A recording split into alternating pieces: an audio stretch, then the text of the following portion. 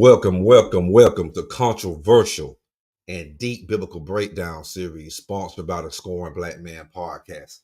I'm your host, Sadak Hilltop, 12 Tribe Israel. I got a wonderful show for you today. Once again, man, I don't know how many shows he done, but he ain't done one in a while.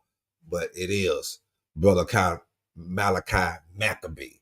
Once again, that's that brother MALAKI MACABEE, you know what I'm saying? Peace and abundant blessings, you know what I'm saying? We got his show today, and it's going to be a great presentation.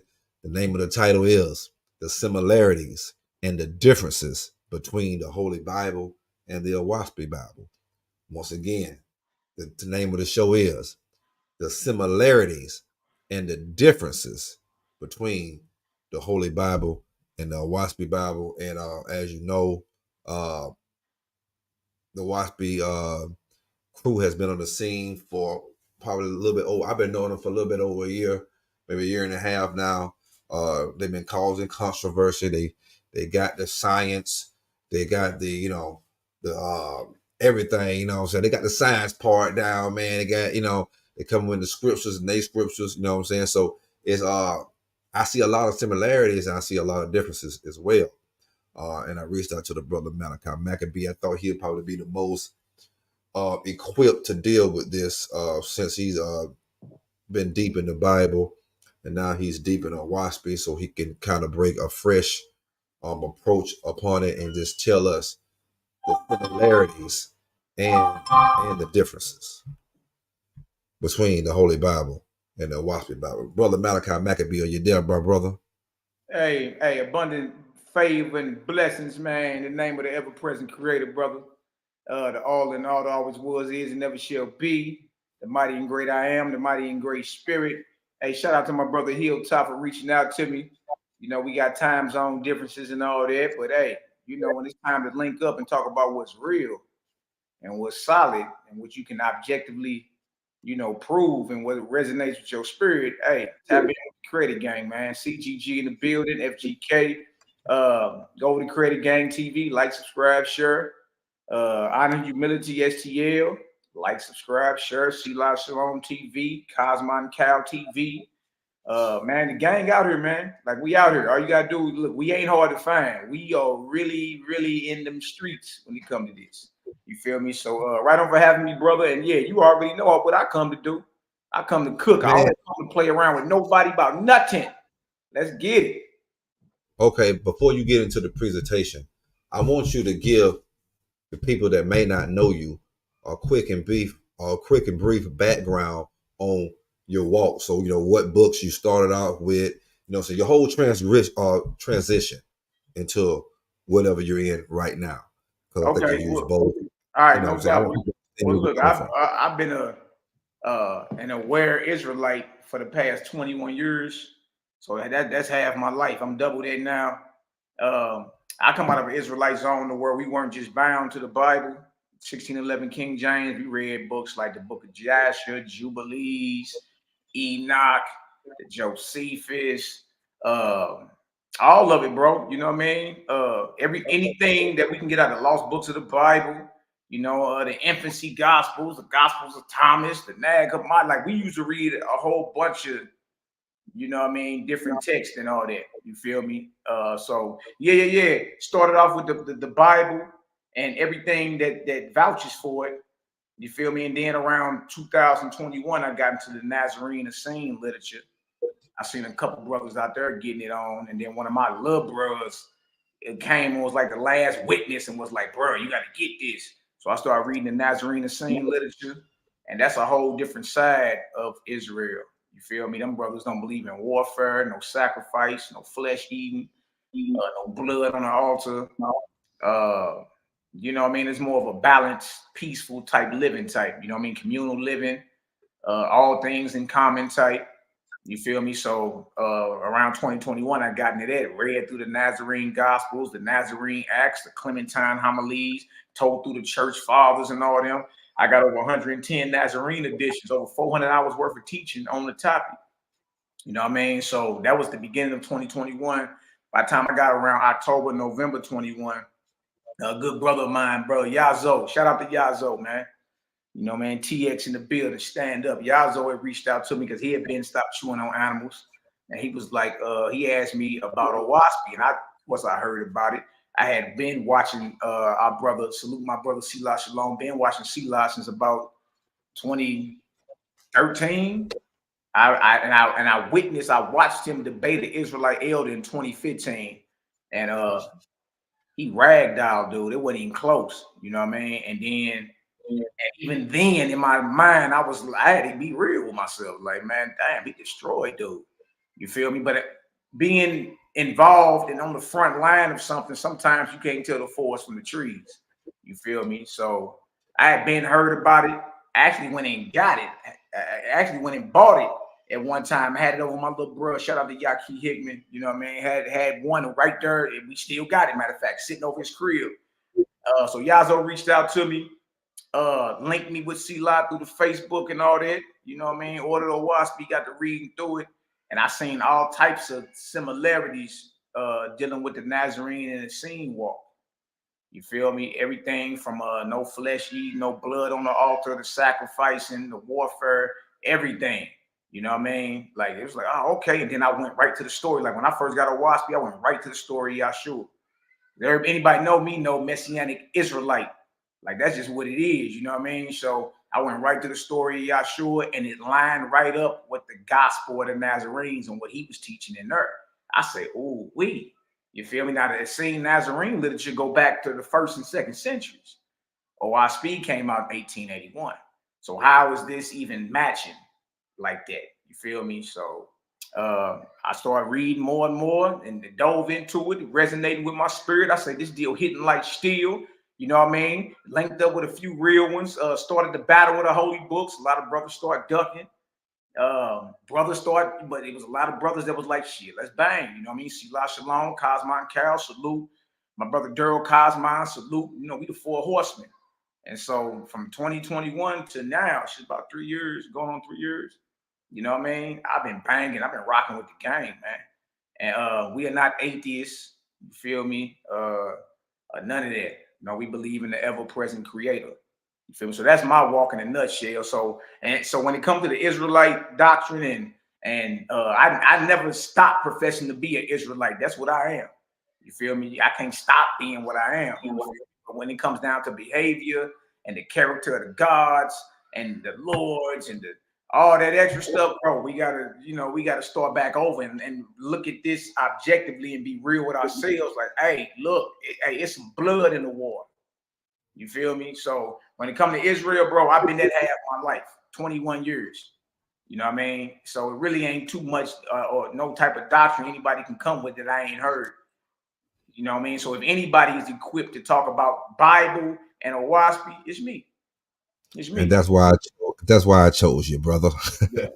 Yeah, absolutely. It's all good. That's why I chose you. You know, thank you for reaching out to me, bro, because I was like, you know what, bro? When you hit me, I was feeling good too. I ain't gonna lie, bro. I was feeling good.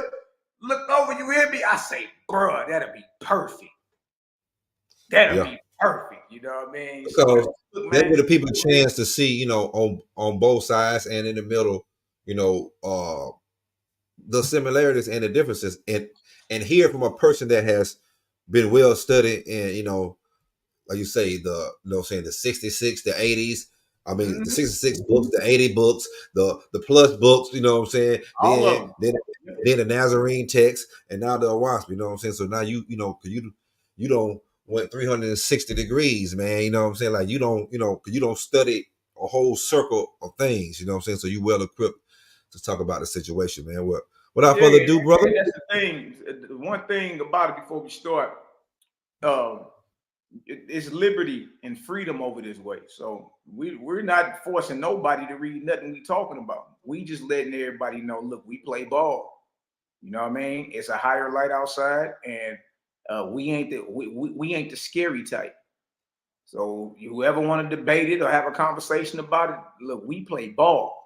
You know what I mean? And I'm specifically talking to you men. I don't even want to debate no woman about none of this. You know what I mean? Because I ain't trying to talk to another man's woman greasy like she on the battlefield, and then I got a problem with the next brother. You feel me? But for any men that want a problem or want to debate or feeling froggy, look, your fingers ain't broke. We can set something up right on her or any type of neutral platform. We can get it done. You know what I mean? Set up right on here, man. Come on right on here, man. We love that type of, you know what I'm saying?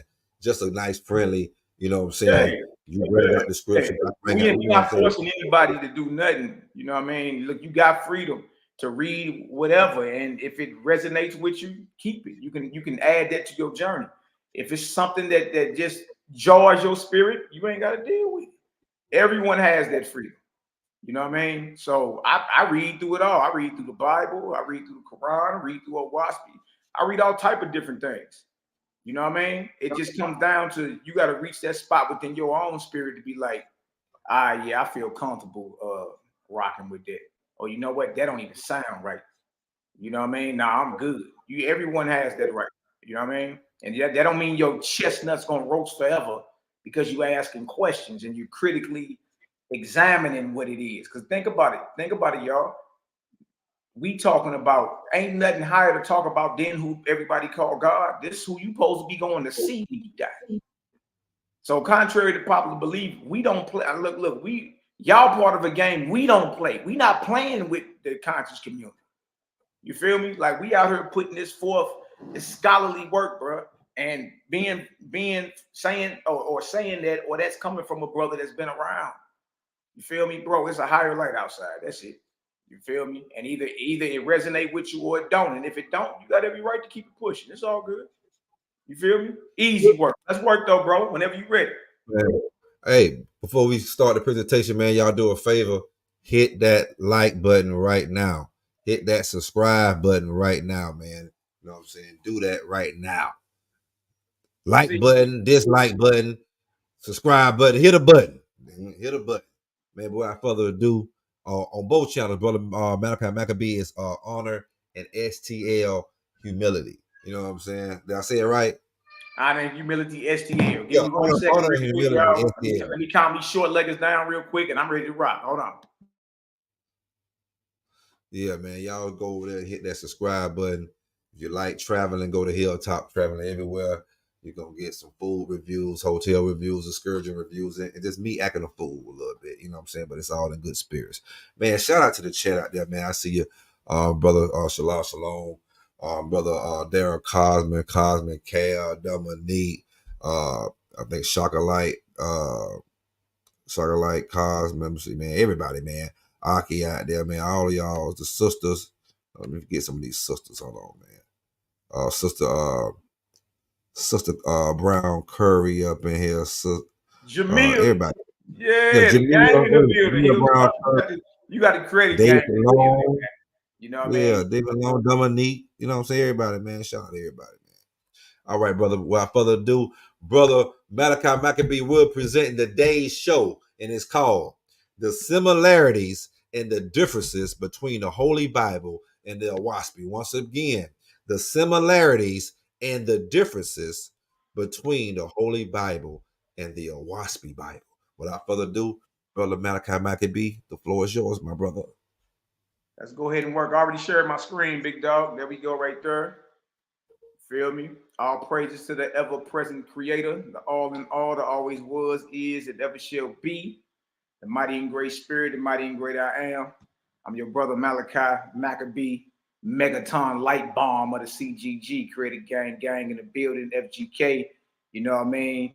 And the no-fly zone, NFZ, baby. All the BS getting checked at the door. All right, so let's go ahead and get into this. This is put something together for y'all, slow cooked it. You know, we just gonna roll with it, man. We're gonna roll with it. We're gonna go ahead and get it done. I need to send this right here, this link real quick. Let's go ahead and get it done, man. You feel me? I know a lot of people did, like, when they hear about Oahspe, then they be acting like they gonna start reading it and their head start spinning or some crazy madness. Nah, this ain't the poltergeist. We ain't on nothing evil. And I challenge anybody listening, stop me when you hear something evil or wicked. Not what you disagree with, but evil or wicked. All right? Let's go ahead and cook. Matter of fact, give me a vortex up in the chat if y'all can hear me good, man. I need to make sure our levels are straight. I need to make sure we you know what I mean? Everything is hitting like steel. You know what I mean? We ain't coming to play. Y'all spin that vortex up in that chat if I could be heard thoroughly. Let's go ahead and make our move, man. Let's go ahead and make our move. Gang in the building. All right, I see vortex spinning. We good. All right, let's cook. Let's go ahead and cook. MALAKI MACABEE of Creative Gang TV presents similarities and differences between the Holy Bible and Oahspe. All praises to the ever-present creator of all creation, that always was, is, and never shall be, the mighty and great spirit, the all in all. In this presentation, I will be going over several similarities and differences between the Holy Bible and Oahspe. The purpose of this is to make the masses aware of a higher light than what the mainstream has offered for millenniums. You may hear something that resonates with your spirit or something that rattles your spirit. Either way, I challenge you all to listen closely and timestamp when I said anything evil or demonic. May it create and enrich you with love, light, and balance. Similarity number one, the story of Abraham and Isaac and the sacrifice. Genesis 22, 1-3, 6-12, KJV, Bible. And it came to pass after these things that God did tempt Abraham and said unto Abraham, and he said, behold, here I am. And he said, take now thy son, thine only son Isaac, whom you love, and get thee into the land of Moriah, and offer him for a burnt offering upon one of the mountains which I will tell thee of.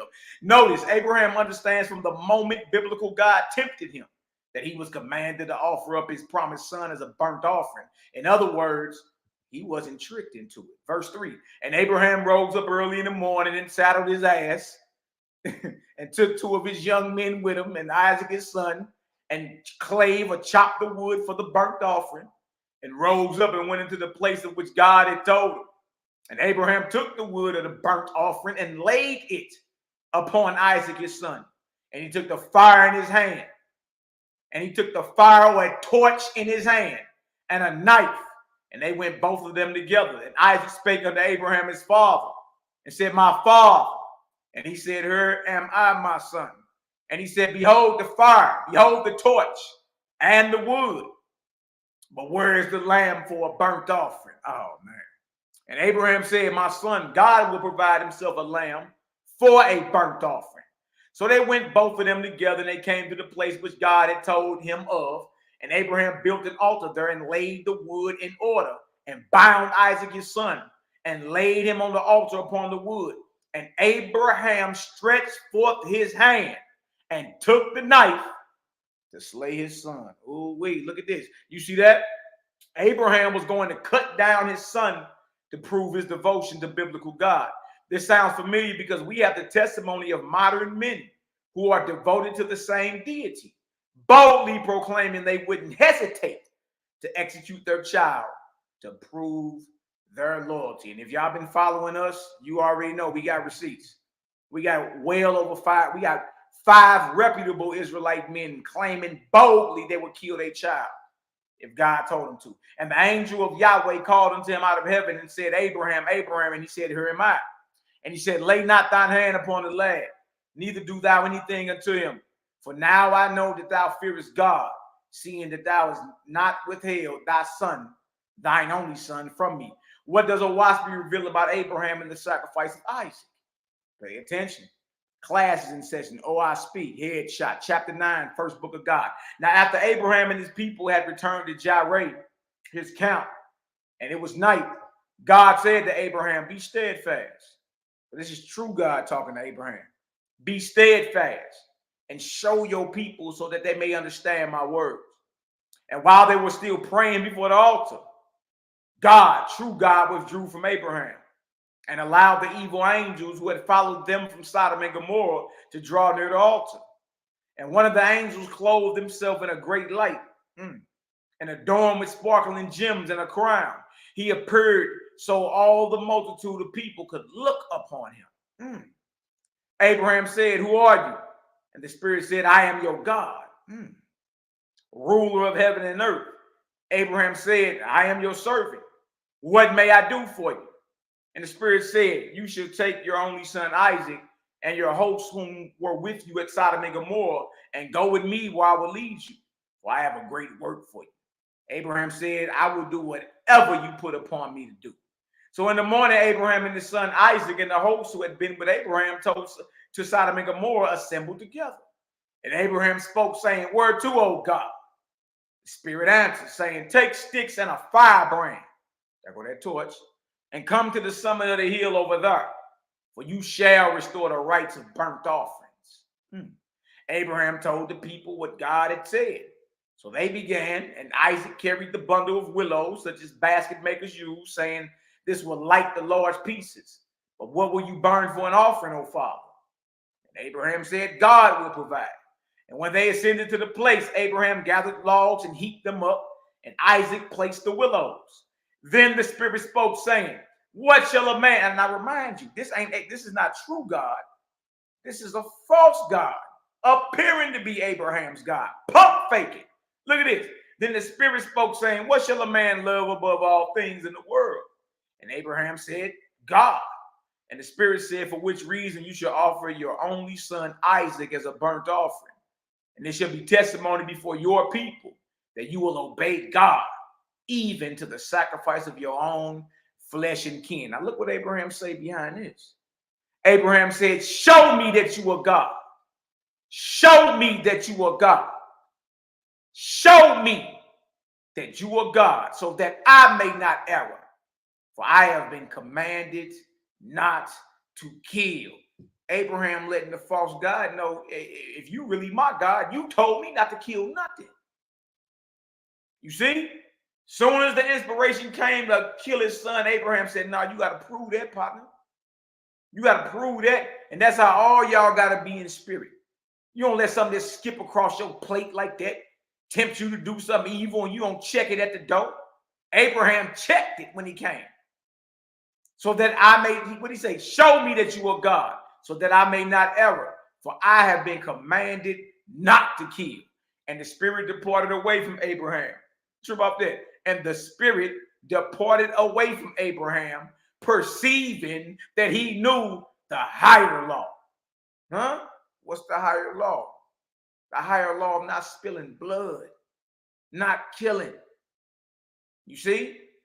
Look at this. And Isaac was grieved at heart, for he desired to witness what a sacrifice. Well, Isaac don't even know that he was about to get chopped up and burnt and roasted alive. He don't even know it. Look at this. And Isaac was grieved at heart, for he desired to witness what a sacrifice was. And the people, seeing a ram near at hand, went and caught it and slaughtered it and sprinkled the blood on the sacrifice. And they lit the fire, roasted the flesh, then took it and gave it to the poor. And Abraham called the place Jehovah Jireh. And they returned to the camp. And Abraham, being moved by God, spoke before the people. Look what Abraham say after this experience. Because he just ran into a false God and got tempted to kill his son and do something evil like everyone gets tempted to do something evil. But he checked the Spirit at the door. Now look what he tell the people. Abraham said, "This testimony I declare to you, regarding which your own brethren are witnesses, that even the chosen of God can be deceived by who? Evil angels." Now here we make our boast. We the Israelites. We the chosen of God. Right? Abraham say even the chosen of God can be deceived by evil angels. For they can take any name and form. Yahweh, Yahweh, Ahia, Yahuwah, what is it? Yeshua, Yahushai, Yahusha, whatever you talking about. See, you need to know that evil angels can take on the names of any name in any form. For they can take any name and form, and having no fear of God before them, declare falsehood for truth and darkness for light. And also, as you have seen, the evilest of cities, even as well as the purest, may be the abiding places of angels. For which reason you shall not seek signs and miracles. Look at that. For these may be from evil spirits. Yeah, evil spirits do signs and miracles too. Even though they show their bodies or converse learnedly, it is not in the power of man to know by words and signs or by oaths or promises what is truth. Look at that. But the Father has created one thing besides, which is his own light, for which reason be believing toward men and angels. And when they teach you according to the Creator, look at this, y'all, which is life to all and happiness to all, without sacrifice to any. They are holy. What is Oahspe showing you? It's showing you how to differentiate between righteous angels or righteous spirits and evil spirits when they come whispering. This is how you know when they teach you according to the Creator, which is life to all and happiness to all, everybody, without the shedding of blood of any. And those are righteous spirits. They are holy. If man or angel says, visit the sick and administer to the distress, follow his advice, for it is of the Father. But if man or angel says, do this, and you shall have profit or glory or applause, do not obey him, for he advises for yourself and not for the brotherhood of man. He is not of God. You see that? So if it's all about you and being self-centered, you know what I mean, and something selfish, that is not a righteous spirit. That's not the spirit of the Creator. That's a false God. Look at this. For spirits will come disguised as your fathers and mothers. Look at that. Who are dead. For spirits will come disguised as your fathers and mothers who are dead, professing love and profit to you. Do not believe them, except when they teach you to sacrifice self for the good of others. Hear that? Look at this. The wicked in heart, having profited in herds and in gold and silver, say, behold, God has blessed me. When I say to you, they are cursed and not of God. Has he gathered you together here because you were rich, Israel? You were slaves. Ain't that the narrative? You were slaves and in poverty, sick and in bondage. And he came and delivered you. Be like him and he will abide with you. If a man comes to you saying, behold, this is my coat, give it to me, you shall say, prove yourself as to who you are. Right, I'm just not going to give you the coat. You got to prove it. But if a man comes to you saying your herd is going astray, you should not say to him, prove yourself as to who you are, but go and see after your herd. If a spirit says, behold, I am your father, say to him, it is well, what do you want? See, now you're learning how to commune in spirit, because all type of spirits come visit you. You got to be a straight shooter. All right, that's good. You my pops, what do you want? And when he answers you, consider if his words are of God, which are for the glory of the Creator. And if his words are not of God, you should challenge him to prove himself. As God is captain of heaven and earth to all righteous souls, so is there a Satan who is captain over evil spirits. And to the extent that the king's peoples do not have faith in the Father, so do their souls fall prey to Satan and his hosts. Yeah, come on home to Jaja. Yet neither shall man flatter himself by saying, behold, I have joined the Israelites. I have joined the faithless. My soul shall escape hell. For in that day and hour, God may be putting him to the test to see if his heart is for good works and holiness. For because you profess God, listen up. For because you profess God, you are doubly bound to practice godliness in your behavior toward men and angels. See? Look at that. You got the Creator on your mouth. You got true God on your mouth. You're doubly bound to practice good works amongst men and spirits. Different number one. Notice in Oahspe, it is not Abraham's God that tempts him to offer up Isaac. It is a false God, pump faking like he's the real deal. Also notice that as soon as Abraham realized the deity wanted the blood of his son, he quickly told the God to prove himself. The false God perceived Abraham knew the higher law of not shedding blood and immediately departed. And all of us can practically use that. All of us can use that. Chapter 8, first book of God, Oahspe, headshot. Look at this. Out of the host of Persia, who were of the people of who? Shem, who existed since the days of the flood, came Abram, a man chosen by God in the Oahspe for the deliverance of the Israelites, or the faithless of Arabia. Arabia is Africa, y'all. God said, because they have not raised up one out of the sons of Ham, your name shall become Abraham, and it shall be testimony in thousands of years of my records in the libraries of heaven. And it came to pass that forgers and deceivers, not having the fear of the Creator before them, falsely gave the interpretation of the meaning of the words Abraham, not knowing in thousands of years that in so small a matter he would display the truth and glory of his revealed word. God led Abram away from Hesai, his native place, where he was a maker of baskets, and took him to the ancient land of Ham, which had been destroyed by droughts before the flood, as the name signifies, after which God surnamed him Abraham and made him chief priest, chief rabbah over the faithless of Africa, Arabia. Abram was of pure blood. Trip off this. Abram was of pure blood and an Ahuan, and the light of Suis had been with his forefathers and foremothers since the flood. He was large and red like new copper, and had black hair and long beard, first to look upon. But his soul was gentle as a woman's. Abraham could see without eyes and hear without ears. Highly tapped into the spirit realm, knowing things by the light of God which dwelt in him, for which reason God chose Abram to gather together the faithless in Africa, Arabia, and the adjacent countries, even as he appointed Poe and Japheth. We got Abraham's physical description in Oahspe. Huh? What did it say? It said he was large and red like new copper and had black hair, long beard, and first to look upon. Look at that brother right there. That one of them brothers, boy, you look over and he glaring at you, you hurry up and turn your head. Salute the Nati Dreadheart man. Difference number two, while the Holy Bible and Oahspe both speak of Abraham, Oahspe gives the physical appearance of Abraham. No guesswork over here. What's the color of new copper? I'll see that.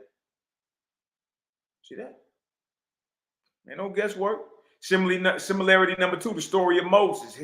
Exodus chapter 2, 1 through 10, KJV. And there went a man of the house of Levi and took to wife a daughter of Levi, and the woman conceived and bare a son. And when she saw him, that he was a goodly child, she hid him 3 months. And when she could no longer hide him, she took for him an ark of bulrushes and daubed it with slime and with pitch and put the child therein. And she laid it in the flags by the river's brink. And his sister stood afar off to wit what would be done to him. And the daughter of Pharaoh came down to wash herself at the river. And her maidens walked along by the riverside. And when she saw the ark among the flags, she sent her maid to fetch it. And when she had opened it, she saw the child. And behold, the babe wept. And she had compassion on him and said, this is one of the Hebrews' children. Then said his sister to Pharaoh's daughter, shall I go and call to thee a nurse of the Hebrew women, that she may nurse the child for thee? And Pharaoh's daughter said to her, go. And the maid went and called the child's mother. And Pharaoh's daughter said unto her, take this child away and nurse it for me, and I will give thee thy wages.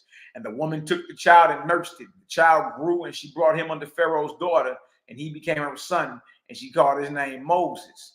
And she said, because I drew him out of the water. Let's see what Oahspe says about the birth of Moses. Chapter 14, Ark of Bond, Oahspe, headshot.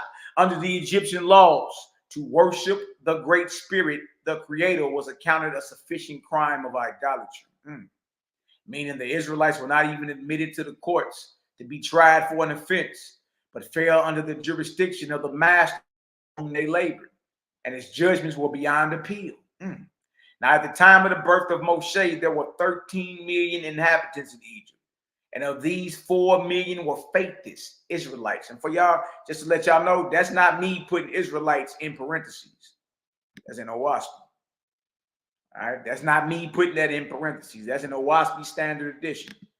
All right, 4 million were faithless or Israelites, more or less. For among the Israelites, not all were of full faith, but many, to shirk the rigors of the sun laws, professed to be worshipers of God, Osiris, the false. And they would also enlist as soldiers and otherwise connive in the ways of men for sake of favors.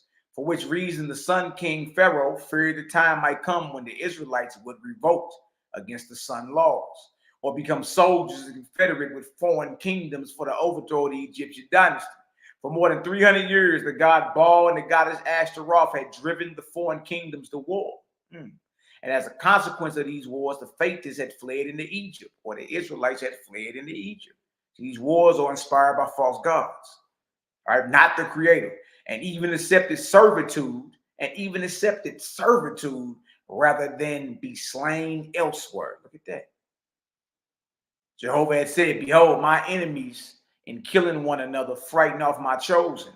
Now I will lead them into Egypt together and give them a great leader who shall restore my doctrines to them. And afterward, I will deliver them into the lands of their own. And look, this is an excellent story to be going over because the Israelites are in the middle of Passover.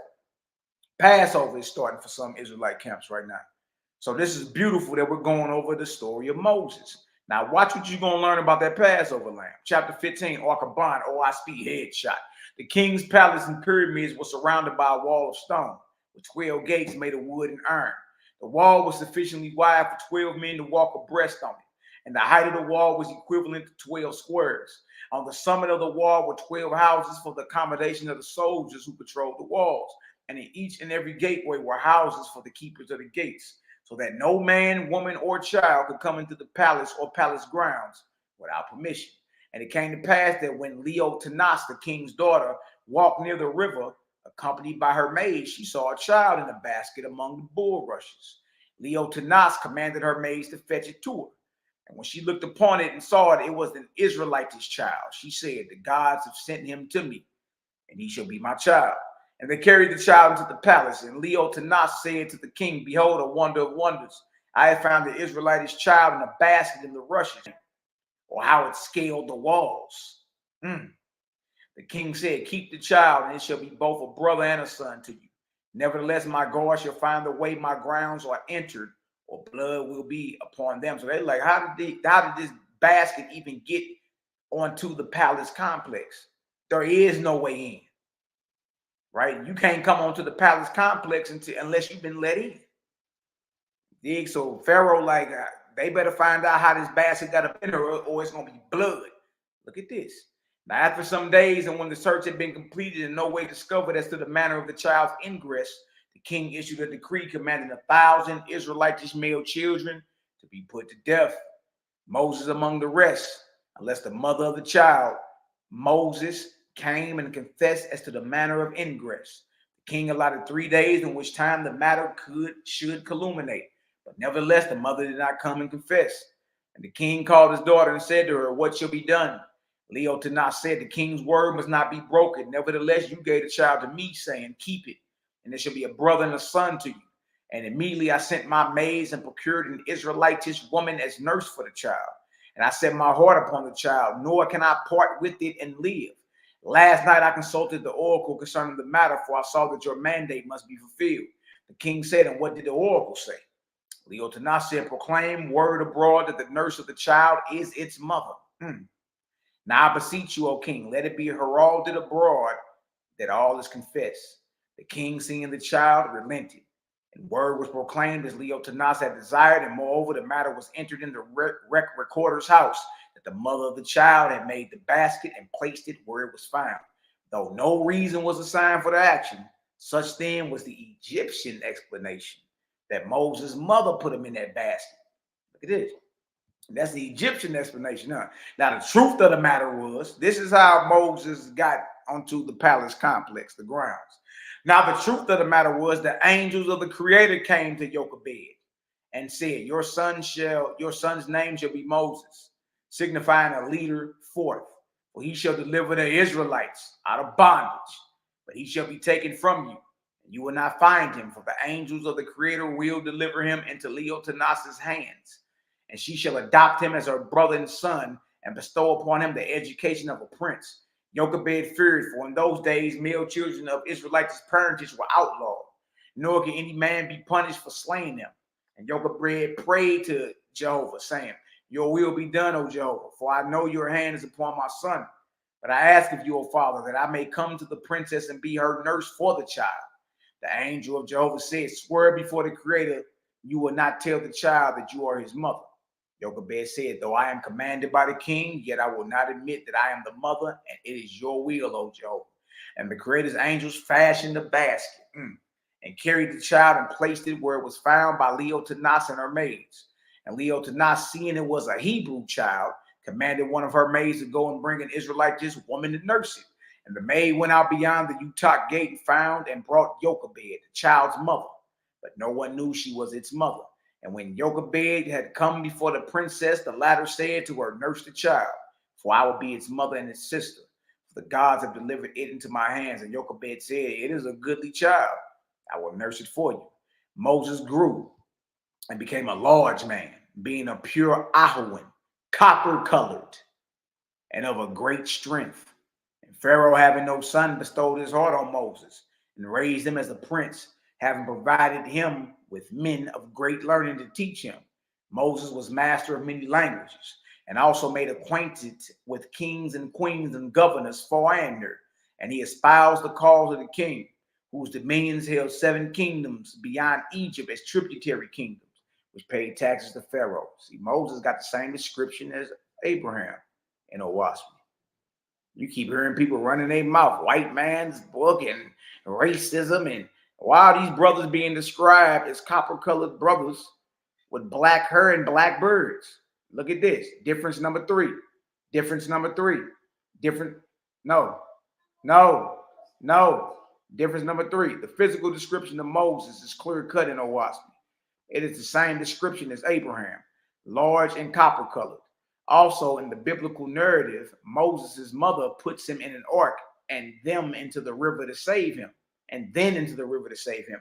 In Oahspe, it was the angels of the Creator that put him into the ark and then into the river.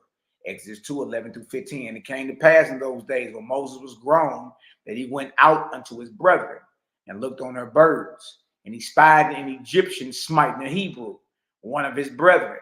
And he looked this way and that way.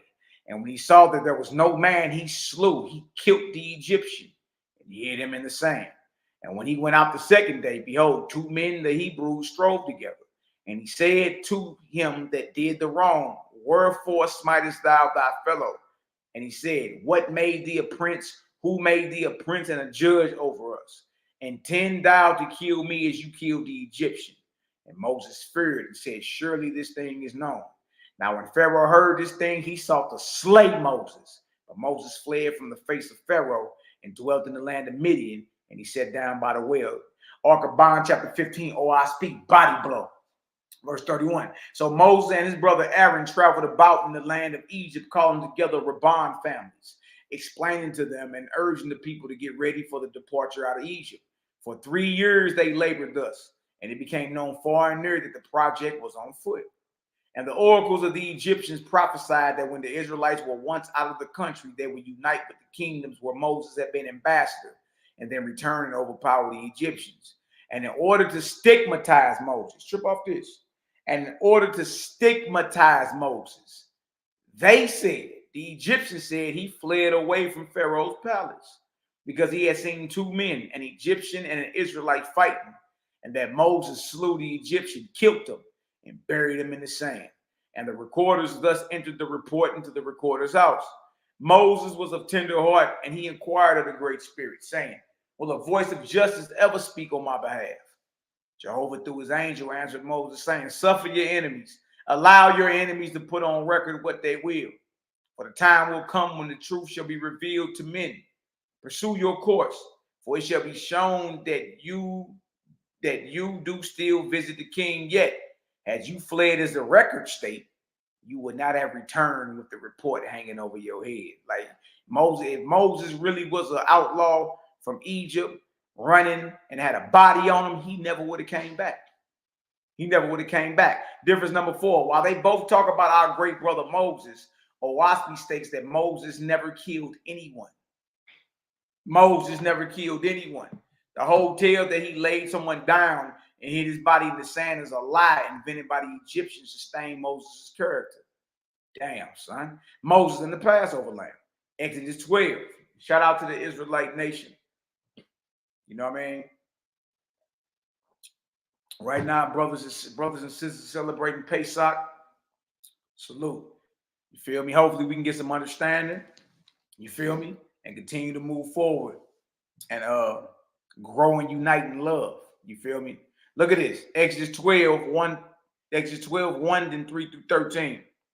Check this up. And the Lord spake unto Moses and Aaron in the land of Egypt, saying, speak ye unto all the congregation of Israel, saying, in the 10th day of this month, they shall take to them every man a lamb, according to the house of their fathers, a lamb for an house. And if the household be too little for the lamb, let him and his neighbor next unto his house take it according to the number of the souls. Every man according to his eating shall make your account for the lamb. Your lamb shall be without blemish, a male of the first year. You shall take it out from the sheep or from the goats, and you shall keep it until the 14th day of the same month. And the whole assembly of the congregation of Israel shall kill it in the evening, And they shall take of the blood, lamb's blood, and strike it on the 2 side posts and on the upper door posts of the houses wherein they shall eat. And they shall eat the flesh in that night, roast with fire, and unleavened bread, and with bitter herbs. They shall eat it. Eat not of it raw nor sodden at all with water, but roast with fire, his head, with his legs, and with his guts, his purtenance thereof. And you shall let nothing of it remain until the morning. And you shall let nothing of it remain until the morning. And that which remaineth of it until the morning you shall burn with fire. And thus you shall eat it with your loins girded, your shoes on your feet, your staff in your hand. And you shall eat it in haste. It is Yahweh's Passover. For I will pass through the land of Egypt this night, and will smite all the firstborn in the land of Egypt, both man and beast. And against all the gods of Egypt I will execute judgment. I am the Lord. And the blood shall be to you for a token upon the houses where you are. And when I see the blood, I will pass over you. And the plague shall not be upon you to destroy you when I smite the land of Egypt. Notice biblical Yahweh is commanding. Biblical Yahweh is commanding the slaughter of the Passover lambs. And the blood of those lambs is a token for redemption. Oahspe, Arkaban, chapter 16, headshot. And Moses appointed. And Moses appointed the 10th day of the month, Abib, when all the people should start. Moreover, he said to the heads, you shall see to it that the night before they start at the hour of sunset, and the very moment the sun sets, every family shall offer a lamb in sacrifice, and every man and every woman and every child that can speak shall covenant to Jehovah in the blood of the lamb. Look at this. When the time of the slaughter is at hand, the family shall stand around, and the lamb shall be in their midst, bound head and foot. And when the knife is raised for the blow, no one shall speak, for that which is to be shall be the covenant of the blood of the lamb against Egypt. And when the throat is cut across, and the blood flowing, they shall all say, in Egypt the lamb of Jehovah is dead. His God shall go from her with Israel. But Egypt shall be accursed from this night. Accept this my covenant with you, O Creator. For innocent blood has been shed as a testimony before you that with tomorrow's rising sun, I rise to never again lie down in Egypt. Moses just performed a blood ritual to bind a curse on Pharaoh and Egypt by performing the Passover sacrifice of spilling lamb blood. Notice we didn't read nowhere that the Creator commanded that. Moses just did a blood ritual to bring a curse on Pharaoh and the land of Egypt. Look at that. Oahspe's clearing it up. Look at this. 16 and 14. Thus went Aaron and Akkad, bearing this message in secret to the heads of the houses of Israel, saying to them, thus says Moses, this is the commandment of Jehovah, who was Almighty. Aaron and Akkad said that Moses told them the Almighty commanded it. Really? And now, on the eve of the success to the Israelites, the king of Egypt, being at the point of death, sent for Moses. And Moses went to him. The king said, if it should be the Lord's will to take me off before your people are gone, you will have a great brother. For my successor, Nugan, has a great hate toward Israel. Moses said, what then shall be done? The king said, behold, the pestilence has overspread Najuat and Arabina. Your people will be cut off from traveling that way. Nugan and his courtiers dwell in Har-Boath. Moses replied, my people shall march through Najat and Arbina. Neither shall the pestilence come upon them, for the hand of the Almighty is in this matter. Leotanas learned that Moses was with the king and went in to see him. She said, oh, my son and brother, you are welcome. Behold, the trials of the royal court and the persistence of the nobles are the death of the king. To this the king said, and I still live, Leotanas. But alas, these were his last words, for he laughed, and the blood burst through his heart, and he died then and there in Moses' arms. According to Oahspe, the Creator never commanded the slaughtering of the Passover lambs. Moses took it upon himself to do a blood ritual to exact a curse on Egypt and his new king or Pharaoh, Nugan. Ark of Bond, chapter 17, Oahspe, headshot. Pharaoh said, were these things to be, God would have come to more noble quarters. You are beside yourself, and I banish you, nor will I again look upon your face. Moses said, whether in this world or the next, you shall yet call to me to deliver you from torments. Nevertheless, I do your bidding. Neither will I come to you again, nor shall you look upon my face for a long season. With that, Moses and Aaron saluted the king and departed. Moses told Pharaoh, new God, you're going to call on me to deliver you out of torments in this world or the next. The system and order of the Creator is whatever you spill, you must clean up. Remember, Moses put a blood curse on Pharaoh. Did this curse follow him once he died? Was Moses still responsible for the spirit of the man he cursed? Even after his death, class is in session. Take notes. Take notes. Oahspe, book of Ezra, chapter 16, headshot. Moses in heaven pays the judgment of the Creator. Ooh-wee. Ooh-wee. Haman, one of the chief marshals of God and for the heavenly city of paradise, came before the throne, duly saluting and saying, O God, son of the Creator. Trip off that, y'all. God is a son of the Creator, not the Creator. God is your brother. Oh God, son of the Creator, I will speak before you. God said, speak, my son. Haman said, there stands outside the city of paradise, beyond the pillars of fire, and in company with your high-raised captains, one Nugan, delivered from one of the hells of Hassa over Egypt. And he cries out continually, O God, son of Jehovah, deliver me, O Moses. Moses, Moses. He is distracted, continually using the same words over and over without ceasing. Now behold, the nurses and physicians having tried all the remedies they can invent, but failed utterly to break the spell upon him. For 70 days they have labored, and as a last resort, they have brought him here in order to learn from you. God said, Nugan, is this not one of the pharaohs who took up arms against the faithless of Egypt, or the Israelites of Egypt? Return, Haman asked this to the keepers of this man, and have him blindfolded, so that he may endure the light of the throne. Then you and his keepers shall bring him before me. Haman asked this, saluted and departed, and after a certain time returned with the keepers and Nugan, who was crying out unceasingly, even as had been said. And now when he was quiet before the throne of God, God said to him, behold me, I am God, son of the Creator. What may I do for you? But the man did not hear what God said, but kept crying out as before. So God said to the keepers, remove the blinds a little so that the light may come upon him. And they removed the blinds a little, but lo and behold, the light made him more distracted than before. And when God saw his deplorable suffering, he inquired of his keepers as to how long the man had been in hell. And they said 76 years, and in a knot 3 years. So he was in torment 79, almost 80 years. Look at this. God said, I know that this is Pharaoh who persecuted the Jews. Take him again outside the walls and retain him there. I will send one of my swift messengers to Leka in Ethiopia, who knows the abiding place of Moses. Perhaps Moses put a curse upon him. If so, only Moses can deliver him. Look at that. Look at that. That curse followed Pharaoh into that blood of that lamb that was spilled, that blood that was spilled, that curse that was done, that blood ritual that was done. You feel me? That followed Pharaoh even after death.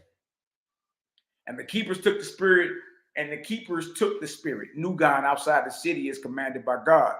And God sent the swift messengers, Herapanitis, sister of Raban, in the arrow ship of fire to the Etherian worlds, to Gusawanicha, Leka sojourning placed at that time, commanded her to lay the matter before the Nirvanian chief Leka. Now the report, hold on one second, guys. Hold on one second.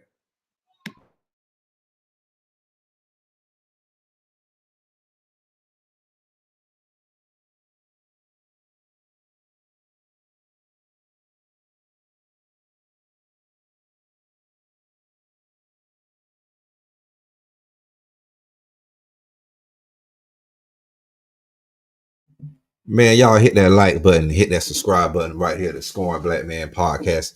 Y'all getting a presentation presented by the Scoring Black Man podcast, but represented and presented by Brother MALAKI MACABEE. The title of today's show is The Similarities and the Differences Between the Holy Bible and the Oahspe Bible. Go ahead and handle your business, brother. Once again, y'all hit that like button, hit that subscribe button. We cooking. If y'all get some understanding, spin that vortex up in the chat, man. Spin that vortex up in the chat. And again, I challenge everybody listening. You dig? Timestamp it when I say something evil. You may hear some things you disagree with, but timestamp it when you hear something evil. Evil. All right.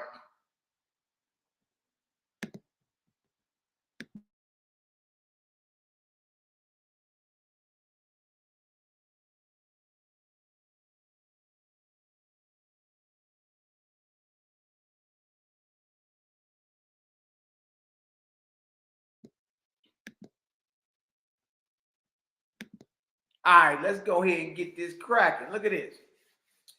Now the report, now check this out. Check this out. Now the report continues in the words of Harapanitis, that is, these are her words, namely, in not many days' time I came before Jehovah's throne, upon which sat Leka. Notice that God sits on the throne and still the Creator's throne. The Creator doesn't sit on a throne. One of his sons do, or one of his daughters sit on the throne. Not the Creator. The Creator is ever present, invisible, meaning everywhere at one time. Look at this. In not many days' time, I came before the Creator's throne, upon which sat Leka, through whose Etherian provinces the solar phalanx was now traveling. And I told him the story of New God. After which Leka, son of the Creator, said, let my reporters of destinations go find Moses. And if it is true that Moses put a judgment on New God, then Moses must return to the lower heavens and deliver him. The justice of the Creator reaches to all time and place. You heard that? You heard that? Death does not relieve you of your responsibility. Whatever you spill, you got to clean that up. Moses cursed Pharaoh by spilling the blood of an innocent lamb. You dig? By doing this blood ritual, and that curse followed him into the spirit world. Look at this. Look at this. It says, so he says the justice of the Creator reaches to all time and place. Harapanitis continues. So I saluted before the throne of the Creator, and in company with the reporters of destinations, started forth again in the Etherian realms. And after passing through 7 worlds and more than 300 Nirvanian kingdoms, we entered the plains of Sapias, where the colleges and schools of embassies belonging to the Geterspan board of Retivius are situated. And here we found Moses. Look at Moses. Moses up in the higher heavens in some type of college and university learning. You know what I mean? Advancing and all that. Moses raising up. Look at this. Who having been told that he was inquired after, no sooner looked upon us than he prophesied the cause. Moses said, alas me, because you have come for me. You have awakened in me that which slept all these hundreds of years. Yes, it is true. I put a curse upon Pharaoh. Y'all hear that? And this message is needed for Israel in this hour, because we all chewing on lamb and goat meat and all that. And the blood is the blood, brother. The blood. The blood. You know what I mean? Bloodthirsty. You're not realizing through that spilling of that blood, that put a curse on them. And whatever you spill, you got to clean that. Look what Moses said. Yes, it is true. I put a curse upon Pharaoh. For I said to him, you shall yet call upon me to deliver you out of torments. And I added to it afterwards, saying of the blood of the sacrifice of the lamb. This shall be the testimony of innocent blood against yourself and your people for what the Hebrews have suffered. Instead of this, I should have forgiven them. You hear what Moses said? Should have just forgave them. Instead of this, I should have forgiven them. Oh, Jehovah, I have sinned before you. And you have searched me out after all these years and brought the matter home to me. You are just, O Almighty. In your name and by your wisdom and power, I will return to the lower heavens and take in charge the man and people I adjudged, I cursed. And Moses wept, and he gave command to the builders to provide him at once with a suitable boat of great fleetness. And when Moses procured 30,000 volunteers to go with him, And when all things were ready, Moses took leave of his companions, and he and his host entered his fireboat. And presently our two vessels were underway as if in a race for the red star, the earth. After some days, we arrived in the heavens of the earth at the city of paradise, the abiding place of God. God said, shall we not have a day of recreation first? Moses said, no. Moses was like, no, I'm good. Till I have delivered Nugon, who was Pharaoh, there can be no peace. Moses, I'm here to stand on business. I'm not here to shoot the breeze. I'm here to stand on business. Permit, therefore, your marshals to go to the keepers of this man and bring him before his throne. And soon Nugon was brought in again, all muffled up, to keep the light from hurting him. And he was still crying out, oh God, son of the Creator, oh Moses, Moses, Moses. And when Moses saw this, he was nearly overcome by the pitiful scene. Moses brushed away his tears and rose up, raising his hands to Jehovah, saying, light of your light, O Jehovah, power of your power, O Jehovah, deliver him whom I accursed. Put his grief and sorrows upon me, who has sinned against him. A mantle of yellow light, cloud-like, descended upon Moses as he stood transfixed before Jehovah. All the place was still as death. The blinds and muffles on Nugon fell off, and he stood silent and motionless, gazing with fixed awe upon the holy scene and upon Moses on the throne of God. He like, dang. So this is slave master looking at a representative of his former slaves after they both had died. When he finally come up out of his stupor, he see Moses sitting on the throne of God. Boy, look at this. The spirit of Jehovah moved upon the holy place, and the musicians felt the power. It was the light of one who was mighty from the Ethereal worlds. Gently then the music of 10,000 voices fell upon the holy audience, first mild as it far off, then louder and louder as if coming near, till soon the words of the anthem proclaimed Jehovah's praise. Nugon did not turn his eyes from the glory of Moses and the Ethereal mantle, for he knew Moses, even as if it were only yesterday that they parted in Egypt on the earth. Slowly now Moses lowered his upstretched arms, and his hands were brilliant like yellow fire. And Moses said solemnly, all praise to you, Jehovah. You are just, you almighty creator. Nugon added, look at what Pharaoh said. Nugon added, for through him is all deliverance. Look at Pharaoh. Pharaoh got to give up, huh? For through him is all deliverance, worlds without end. And your praise I will sing forever, O Creator, O Most High God of Moses, my deliverer. Make me strong, O Jehovah, so I can look upon him whom I persecuted and abused. Look at this. Then Moses looked upon Pharaoh and said, these things had to be. You are the last of the pyramidal age of man, and I was the first founder of the migration of the righteous. All things are done by Creator in his own way and time. Moses like, what happened with us had to go down. Look at this. As I have been bound by my curse upon you and your people to come back to deliver you and them, so by your curse against Israel, now Pharaoh receives his judgment. See, going to hell is not judgment. You know what I mean? You get your judgment after you get delivered out of hell. Then you got to correct what you did. Look at this. To come back to deliver you and them. So by your curse against Israel, you should now return down to the earth and labor to lift up Israel. And I hear a lot of mealy-mouthed misfits claiming that Oahspe don't talk about the Israelites or Israel.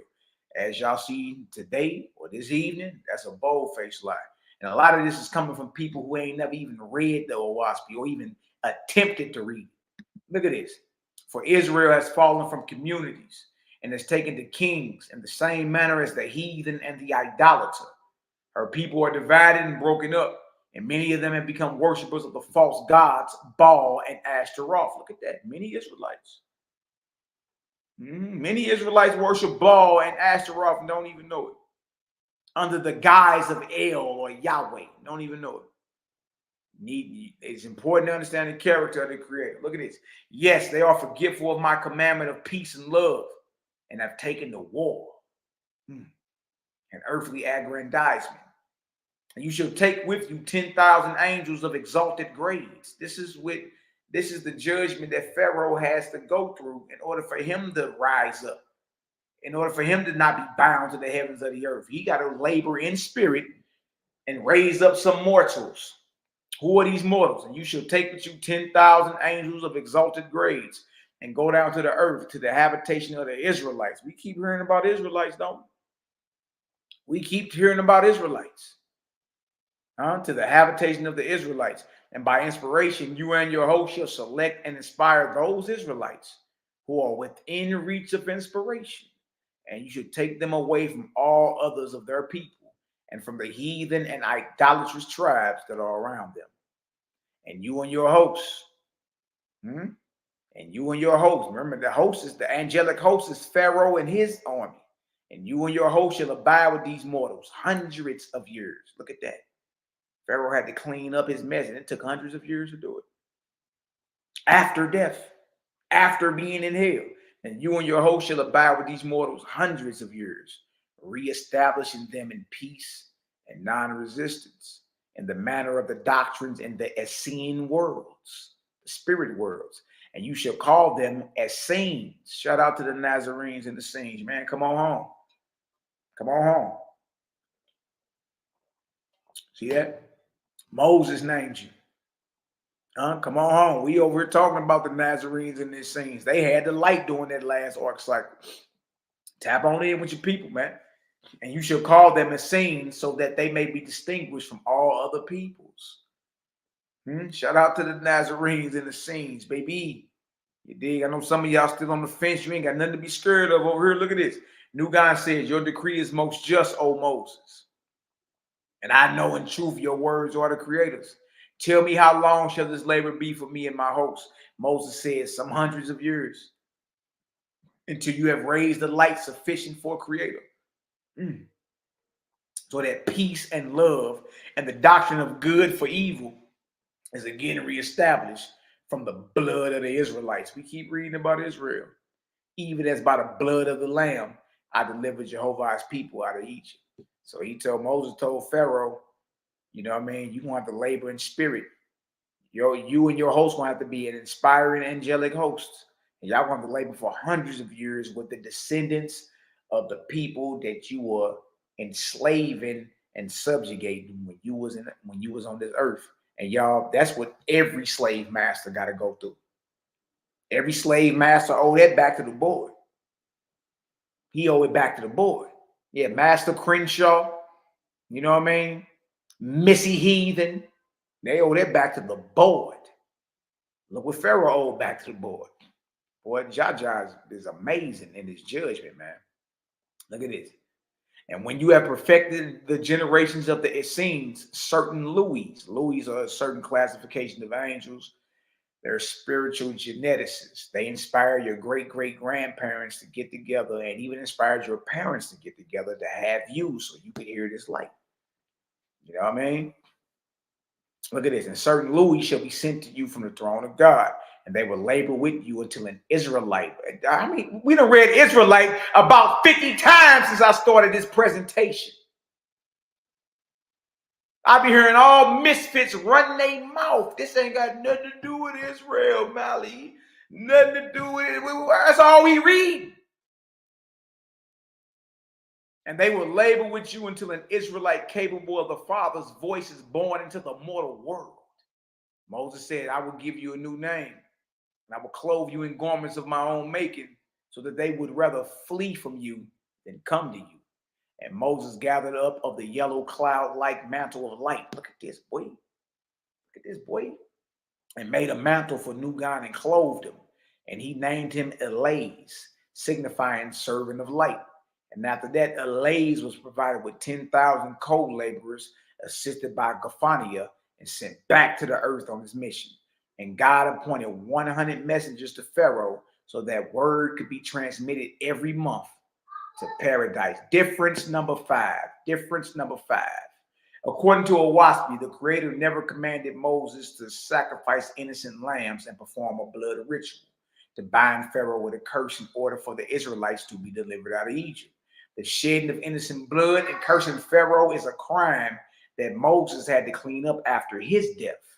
Yes, The judgment of Jaja is just. Similarity number 3, the story of Yahshua. The story of Yahshua, the Nazarene / Essene. If y'all get some understanding, spin the vortex up in the chat, baby.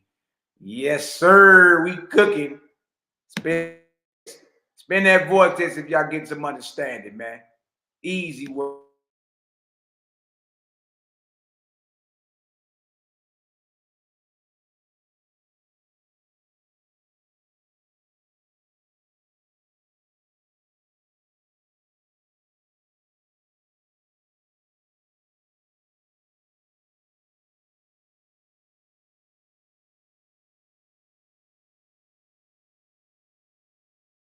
I see them vortices spinning, baby. Ooh-wee.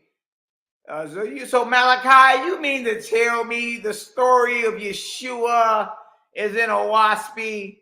Man, we done read about Abraham, Moses. Now we about to read about Yeshua. We even reading about the angelic host that was announcing the glory of the birth of the king, or the glory of the birth of Yeshua. We know who the angelic host is now. It's Pharaoh and his hosts. Had to labor with the Essene community for hundreds of years until they was able to raise up an Israelite that could receive the voice of the Creator. And they raised a light sufficient enough for the Creator. They had inspired the Orthodox Israelites to get away from war, bloodshed, animal chewing. You feel me? And these people separated themselves and called themselves Essenes. If you've been here since the beginning, you understand that my way into Oahspe, my road into Oahspe, was first through the Nazarene and Essene lineage. So when I first opened up Oahspe, this is the first story I go to. I want to see what's going on. I want to see what it say about Yeshua. You feel me? And ooh-wee. Ooh-wee. I see everybody in the chat spinning them vortices, baby. Let's keep cooking, man. Easy work. All right, similarity number 3, the story of Yahshua the Nazarene / Essene. Matthew 2:23. And he came and dwelt in a city called Nazareth, that it might be fulfilled which was spoken by the prophets. He shall be called a who? A Nazarene. Matthew 2:1-2. Now when Yeshua was born in Bethlehem of Judea, in the days of Herod the king, behold, there came wise men from the east to Jerusalem, saying, where is he that is born King of the Jews? For we have seen his star in the east and are come to worship him. According to the Bible, Yeshua was a Nazarene or an Essene. At the time of his birth, there was a special star in the sky that moved the Magi, or the wise men, to come and worship him. Luke 2:4-20. And Joseph also went up from Galilee out of the city of Nazareth into Judea, unto the city of David, which is called Bethlehem, because he was of the house and lineage of David, to be taxed with Mary, his espoused wife, being great with child. And so it was that while they were there, the days were accomplished that she should be delivered. And she brought forth her firstborn son, and wrapped him in swaddling clothes, and laid him in a manger, because there was no room for them in the inn. And trip about this, and there were in the same country shepherds abiding in the field, keeping watch over their flock by night. I wonder who these shepherds are. And lo, the angel of the Lord came upon them. And the glory of the Lord shone round about them, and they were so afraid. And the angel said unto them, now we know who the angel and his host are, y'all. We know who that is now. And the angel said unto them, fear not, for behold, I bring you good tidings of great joy, which shall be to all people. For unto you is born this day in the city of David a Savior, which is Christ the Lord. And this shall be a sign unto you. You shall find the babe wrapped in swaddling clothes, lying in a manger. And suddenly there was with the angel a multitude of heavenly hosts. Look at that. Who is this angel and that heavenly host? Let's see if you've been paying attention. A multitude of heavenly hosts praising God. If y'all know who this angel and that host is, go ahead and throw it up in the chat. And saying, glory to God in the highest, and on earth peace, goodwill toward men. And it came to pass, as the angels were going away from them into heaven, the shepherds said one to another, let us now go even unto Bethlehem, and see this thing which is come to pass, which the Lord hath made known unto us. And they came with haste, and found Mary and Joseph, and the babe lying in the manger. And when they had seen it, they made known abroad the same which was told them concerning this child. And all they that heard it wondered at those things which were told them by the shepherds. But Mary kept all these things and pondered them in her heart. And the shepherds returned, glorifying and praising God for all the things that they had heard and seen, as it was told unto them. Also, according to the biblical narrative, the birth of Yeshua coincided with shepherds and an angelic host. You ever wondered who these angelic hosts were? Take notes. Class is in session. Oahspe, Escra, chapter 42, headshot. Birth of Yeshua. God, Jehovah's Son, was wise above all these trials, for he had the light of Jehovah's kingdoms with him. And it will be shown presently how much further ahead the plans laid out by the Creator's sons are compared to those plotted by his enemies. Because Pharaoh persecuted the Israelites. We keep reading Israelites, MALAKI. Because Pharaoh persecuted the Israelites, Moses put a curse upon Pharaoh. And after hundreds of years in the lower heavens, behold, Pharaoh was cast into hell, and then into chaos. And no one but Moses could deliver him, as had been previously described. So Moses descended from the higher heavens and delivered Pharaoh, and he provided Pharaoh a new name, Alays, and sent him back to the earth to labor with the Israelites in order to fulfill his shortness and righteous works. Alays, therefore, became a willing volunteer, and many angels with him. And these angels inspired 700 Israelites. Again, if y'all know who these angels are, go ahead and post them up in the chat. But look who these angels are inspiring. 700 Israelites. I better not hear Nam, Millie Mouth Misfit from her on out falsely claim that Oahspe has nothing to do with Israel, or there are no Israelites in Oahspe. Sit down, you're lying.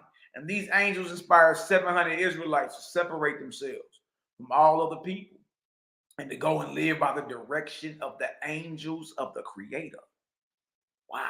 Moreover, the angels inspired these people to call themselves Essenes. Shout out to the Nazarene and Essenes, man. Salute. Moreover, the angels inspired these people to call themselves Essenes as commanded by Moses in heaven. The Essenes didn't know that Moses is the one that commanded you to be named an Essene. Essene means spirit man. Yes, it's spirit. Spirit man. As opposed or in contradistinction to a carnal man. See that? Look at this. The Essenes were therefore a separate people, pledged to the Creator, to have no king or earth ruler, except the Rabbahs, those are the priests. And they dwelt in communities and families of 10s, 20s, and 100s, holding all things in common. Sound like the book of Acts with the apostles, right? Yeah, because they were out of the Essene order. Acts chapter 2, Acts chapter 4, that's right and exact. But see, that Essene order was all over the world. Whatever part of the earth you travel in, you're going to find the Essene order. You're going to find the Orthodox, and you're going to find those that's about peace, love. You know what I mean? No bloodshed, no warfare. No matter where you go. All right. These Essenes were therefore a separate people, pledged to the Creator, to have no king or earth rule except the Rabbahs. And they dwelt in communities and families of 10s, 20s, and 100s, holding all things in common. But in marriage, they were monogamic, nor would they have more than one suit of clothes each, and they lived on fruits and herbs only. Headshot, boy. Headshot. Yeah. Yeshua, his disciples, his brother and them, James the Just, these brothers was lifelong Nazarites. You feel me? They wasn't chewing on that. You chew on animals today. They wasn't chewing on animals. Look at this.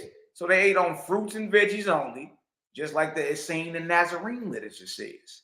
Remember, I told you I was reading that first before I got into Oahspe.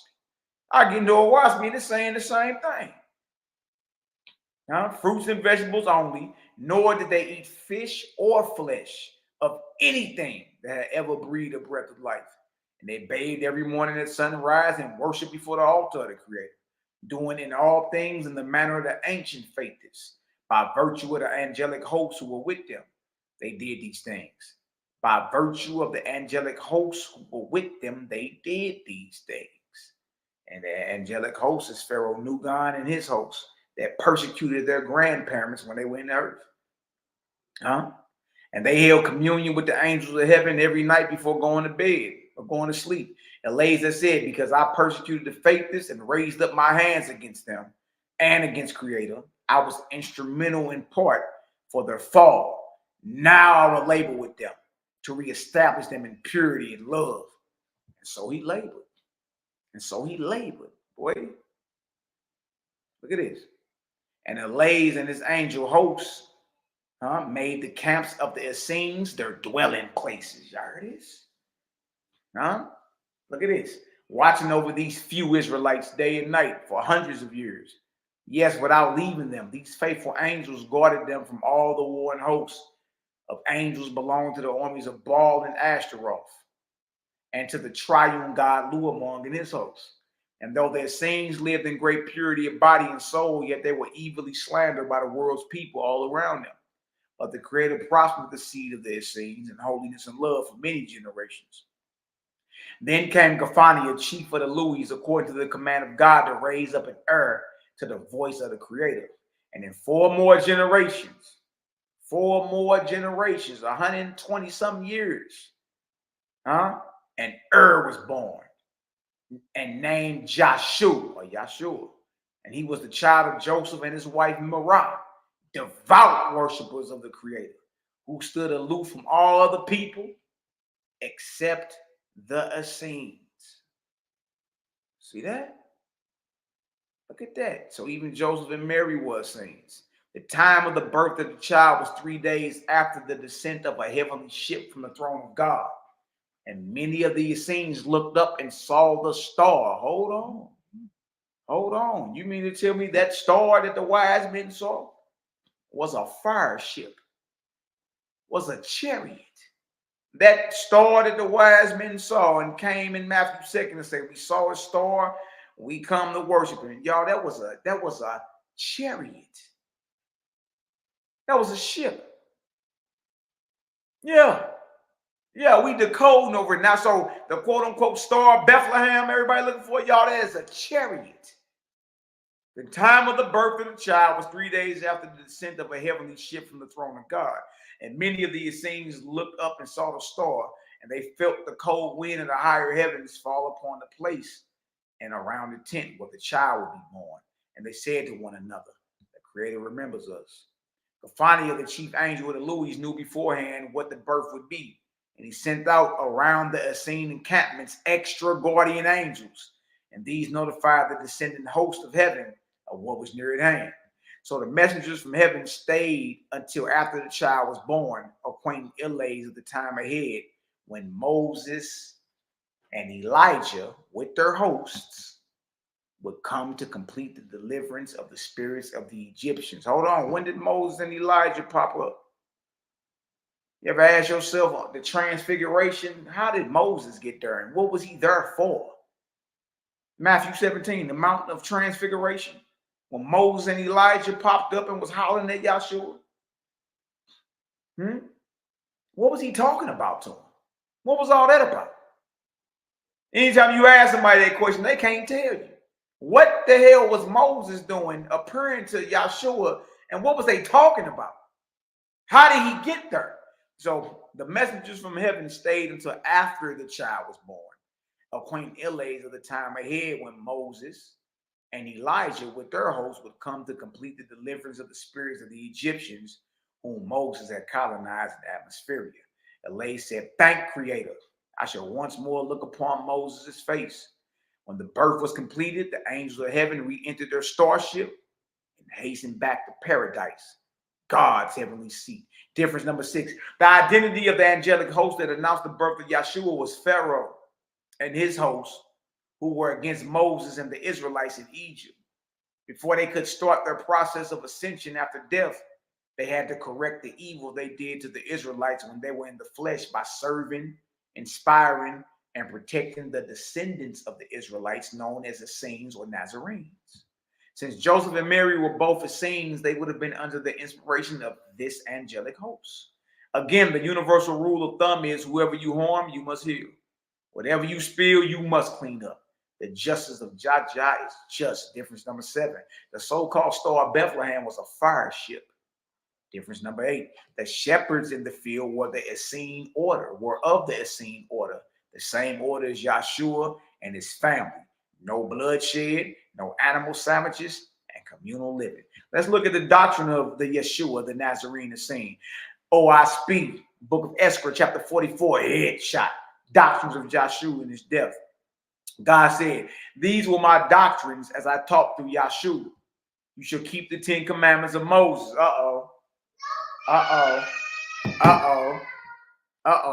You shall keep the 10 commandments of Moses. You shall not engage in war nor abet war. You shall eat no flesh of any animal, fish, bird, fowl, or creeping thing that the Creator created alive. Look at this. Look at what Yahshua, that what everybody called Mashiach, look what he was teaching, right? Exactly what the Essene literature says. That's the crazy part about this. Look at this. You should dwell in families in the manner of the ancient Israelites who held all things in common. Makes sense because in the book of Acts, that's what they were commanded to live like. All right. That's the beginning of establishing the Creator's kingdom on earth. You mobilizing in the communities and having all things in common. That's the beginning of it. Look at this.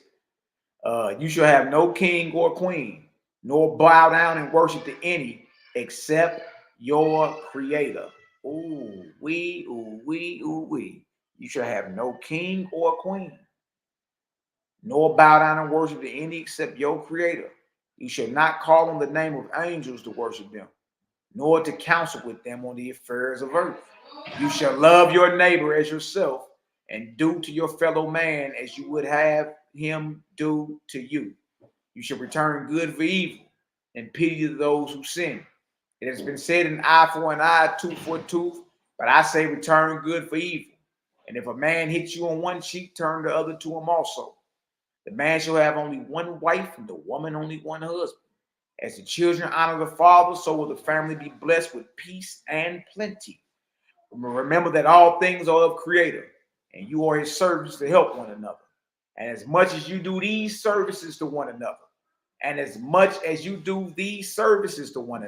listen, y'all, and as much as you do these services to one another, so do you serve the Creator. That's powerful. Behold only the virtues and wisdom in your neighbor. His faults you shall not discover. His matters are with his Creator. Y'all heard that?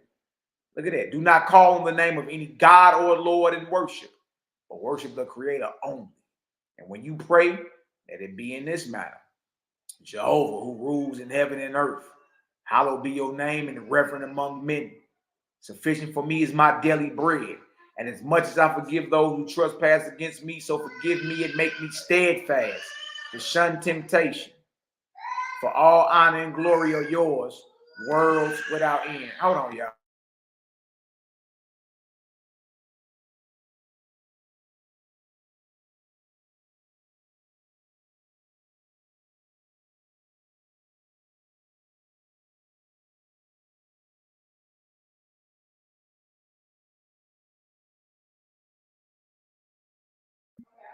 Oh, wait, look at this.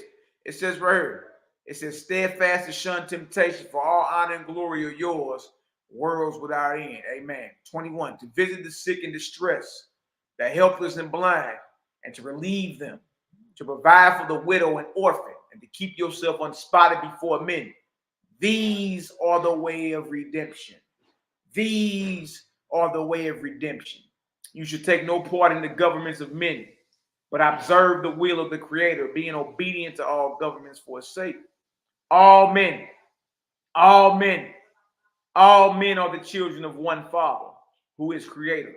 And whoever chooses him, listen to this, y'all, and whoever chooses him and keeps his commands is his chosen. Bag drop. Look at this. To preserve the seed of his chosen, you shall only wear with the chosen. Do not contend with any man for opinion's sake, nor for any earthly thing. And let your speech be for others' joy, or do not open your mouth if your words will give pain. Therefore, be considerate with your speech, teaching others by gentleness and love to be respectful toward all men. Preserve the sacred days of the priests and the rites and ceremonies of the Emet the Kava. For 3 years, that's the rites of faithism, y'all. For 3 years, Joshua traveled among the Israelites, preaching and restoring the ancient doctrines. And there were gathered in groups of 10s, 20s, and 50s, more than 2,000 Israelites of the ancient order of Moses, who became steadfast followers of the teachings of Joshua. But because of the persecution by the apostate Jews, they kept themselves aloof from the world, having signs and passwords by which they knew one another. First, the god Baal, and after him Thoth, inspired the kings and rulers against these faithists. So you see who was ruling or inspiring the Orthodox Israelites? It was Baal and them. It was the false deities. You feel me? It's the same gods that's inspiring Israel today. Same ones. Look at this. It says right here, and they proved them by commanding them to eat flesh, even swine's flesh, which if they refused was sufficient testimony under the laws to convict them of being enemies against the God. So that's how they would test the Nazarenes and the saints. You feel me? They would capture them and make them eat flesh. And whoever refused, then they would know that they were down with the Creator and not Baal in them. Look at this. So they were scourged and put to death when they were found. Now it came to pass that Joshua went into Jerusalem to preach, and then not many days after that, he was accused of preaching the Creator. And he was arrested. And while being carried to prison, he said, "You are hypocrites and blasphemers. You practice none of the commandments, but all the evils of Satan. Behold, the temple shall be split in two, and you shall become vagabonds on the earth." At that, the multitude cast stones upon him and killed him. And the Creator sent a chariot of fire and bore his soul to paradise. Difference number 9. Yahshua and Oahspe being an Essene and a son of the Creator taught against warfare and the shedding of blood. But Yahshua in the Bible returns for war and bloodshed and will command the fowls of heaven to eat the flesh of his enemies. Good night, boy. Also, Yahshua and Oahspe is stoned, while Yahshua in the Bible is crucified, nailed to a cross. Look at this, Revelation 19, 11 through 18 and 21. And I saw heaven open, and behold, a white horse, and he that sat upon him was called Faithful and True. And in righteousness he doth judge and make war. His eyes were as a flame of fire, and on his head were many crowns. And he had a name written that no man knew but he himself. And he was clothed with a vesture dipped in blood, and his name is called the Word of God. And the armies which were in heaven followed him upon white horses, clothed in fine linen, white and clean. And out of his mouth goeth a sharp sword, that with it he should smite the nations, and he shall rule them with a rod of iron. And he treadeth the winepress of the fierceness and wrath of Almighty God. And he have on his vesture and on his thigh a name written, King of Kings and Lord of Lords. And I saw an angel standing in the sun, and he cried with a voice in the midst of heaven, "Come and gather yourselves together unto the supper of the great God, that you may eat the flesh of kings." Dang.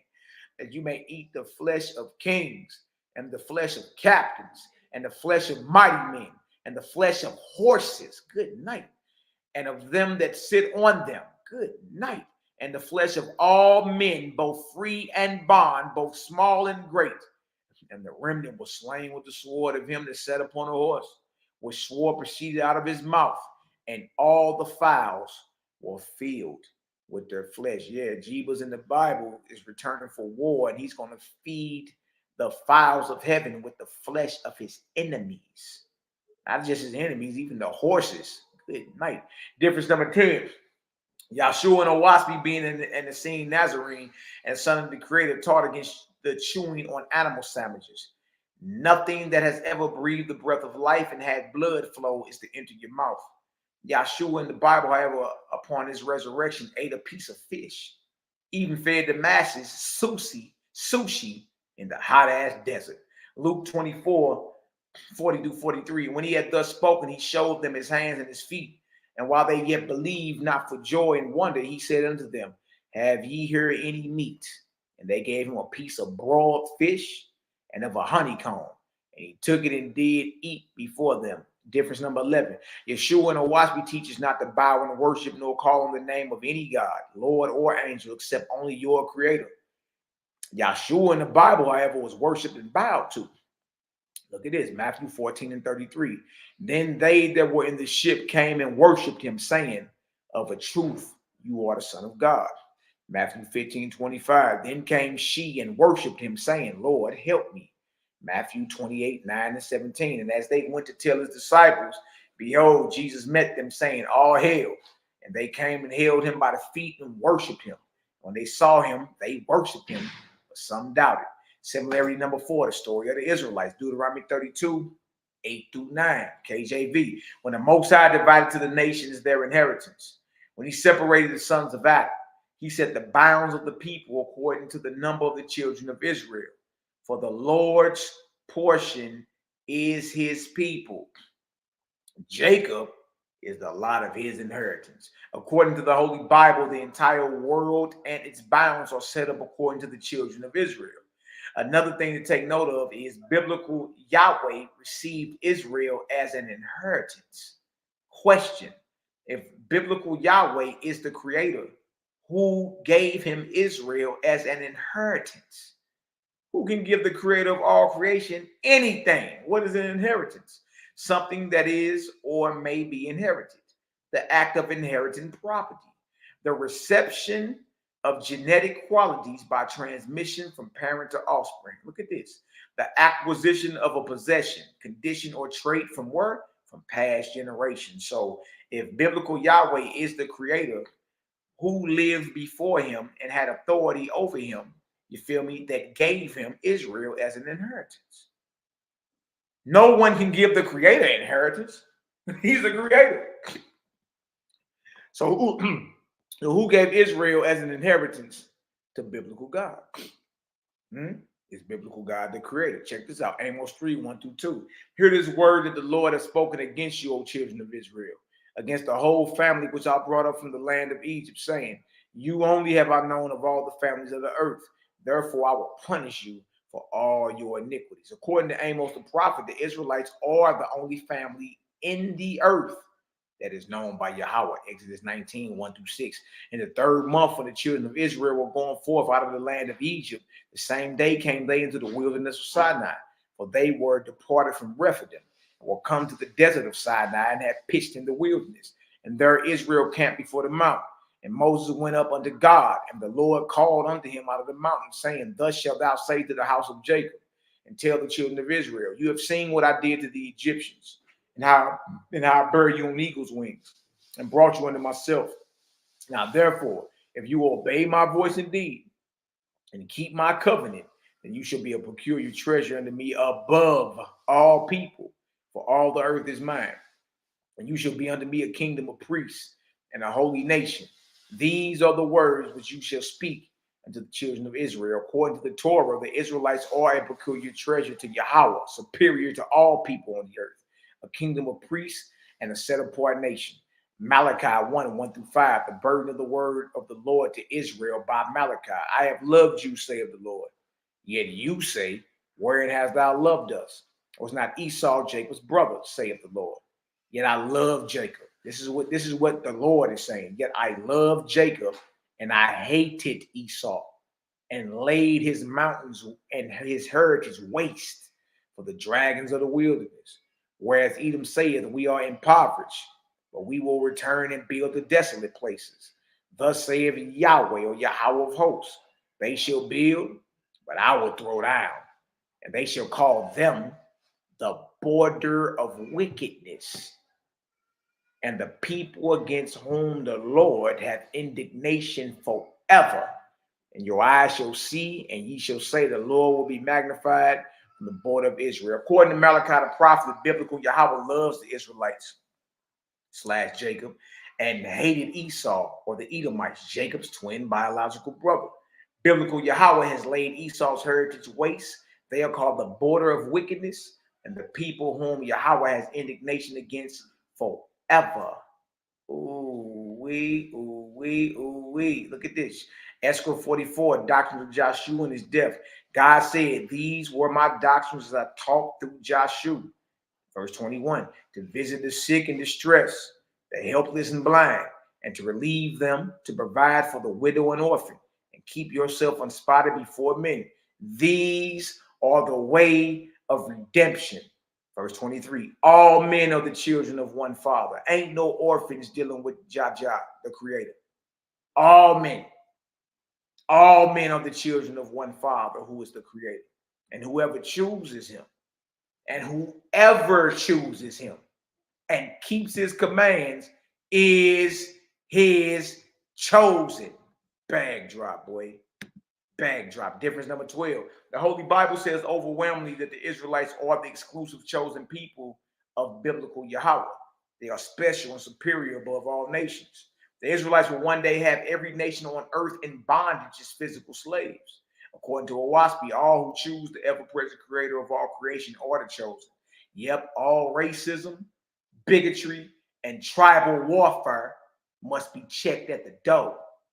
Revelation 2:26-27. And he that overcometh and keepeth my works unto the end, to him will I give power over the nations, and he shall rule them with a rod of iron. As the vessels of a potter shall they be broken to shivers, even as I received of my Father. Dang. Book of Esther, chapter 10, Oahspe, headshot. Regarding the faiths of Western Africa. Urbania and Oahspe is Africa. And all I keep hearing is you slanderous jaw misfits keep saying that this is a white man's book, it's racism, it ain't got nothing to do with your people. We've been reading about is Israel, Abraham, Moses, Yahshua. Now we talking about Israelites, and not just Israelites, where they were dwelling at. Western Africa. Yeah, I know. Yeah, that part. Look at this. Regarding the faiths of Western Africa or Urbania, who for the most part called themselves Israelites. Suffice it to say that the two branches still remain, those who lived under the oral law and those who lived under the written law. The latter were called Leviticans. You running around. Milli Vanilli still running around here calling himself a chief priest. The chief Levite. Boy, you's a Levitican. Look at this. The latter was called Leviticans. That is, hangers on. They ain't even no Israelite. You a hanger on and of imperfect flesh and spirit. Look at this. Look at this right here. The Leviticans were not scrupulous regarding war and the preservation of their seed. And in consequence of their sins, they brought great shame upon the faiths in general. And the Leviticans' examples were evil.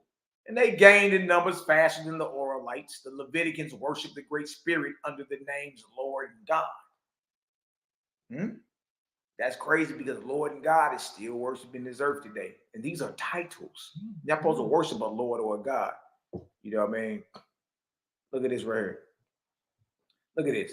As for the Oralites, so called because their doctrines and teachings were secret and only spoken, being taught orally, man to man and woman to woman, they were non-resistant and they owned nothing, giving all things to the Rabbah for the public good. Their practice was love and harmony, doing righteously in all things, and trusting in the Creator, whom they worshiped under the name E. All the prophets and seers were born of the Oralites. All the prophets that you read about in the Bible, they rocked with the Essenes, the Oralites. They wasn't with that's why when you look in the Bible and you see his prophets going right at the priests. The priests are the Leviticans. All right, those that rock with Jah are the Oralites or the Essenes.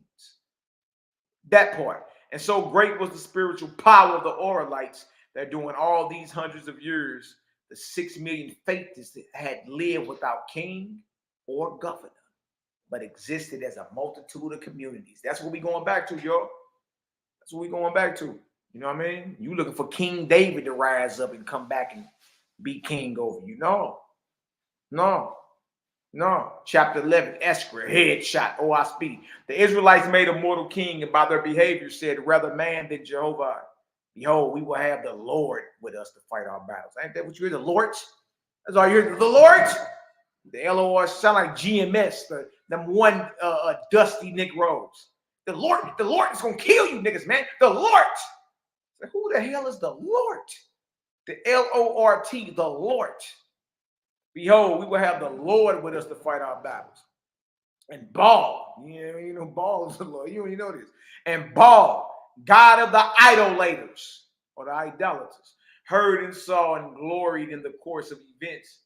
And he hastened to the scene with millions of his angel slaves to inspire the Israelites to glory in the Lord and God, whom he assumed to be. Look at that. You show you rocking with Creator. You show you ain't dealing with a false God pump faking like it's your Creator. So after all, most of our people worship the Lord thy God.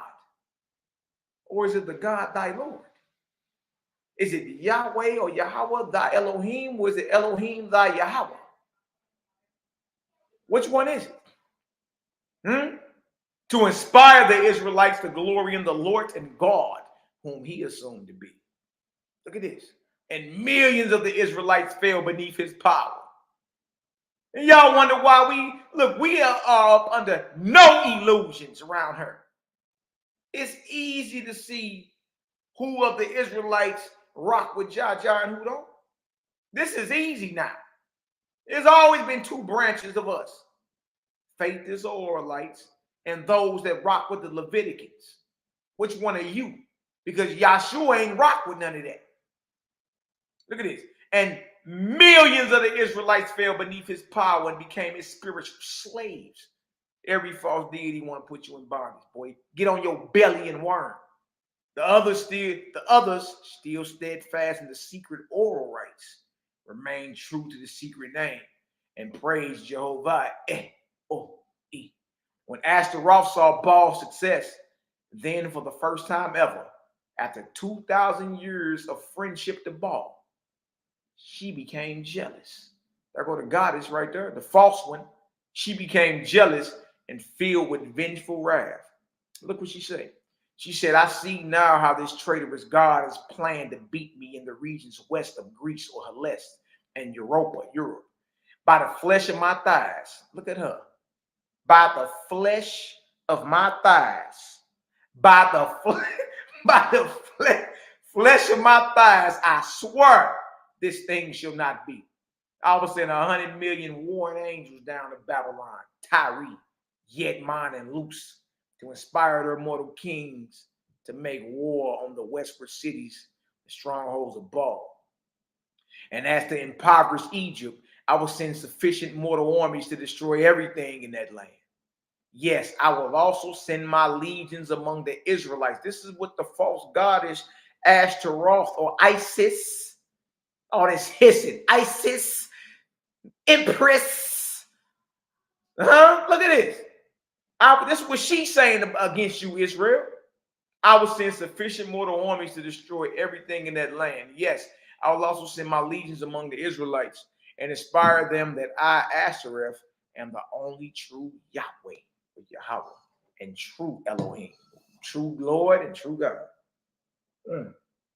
So at times, Baal took on the names of Lord and God and Israel worship, and at times, or Yahweh and El, and Israel worship, and at times it was a woman. It was Ashtaroth. She took on the names of Yahweh and El and was worshipped.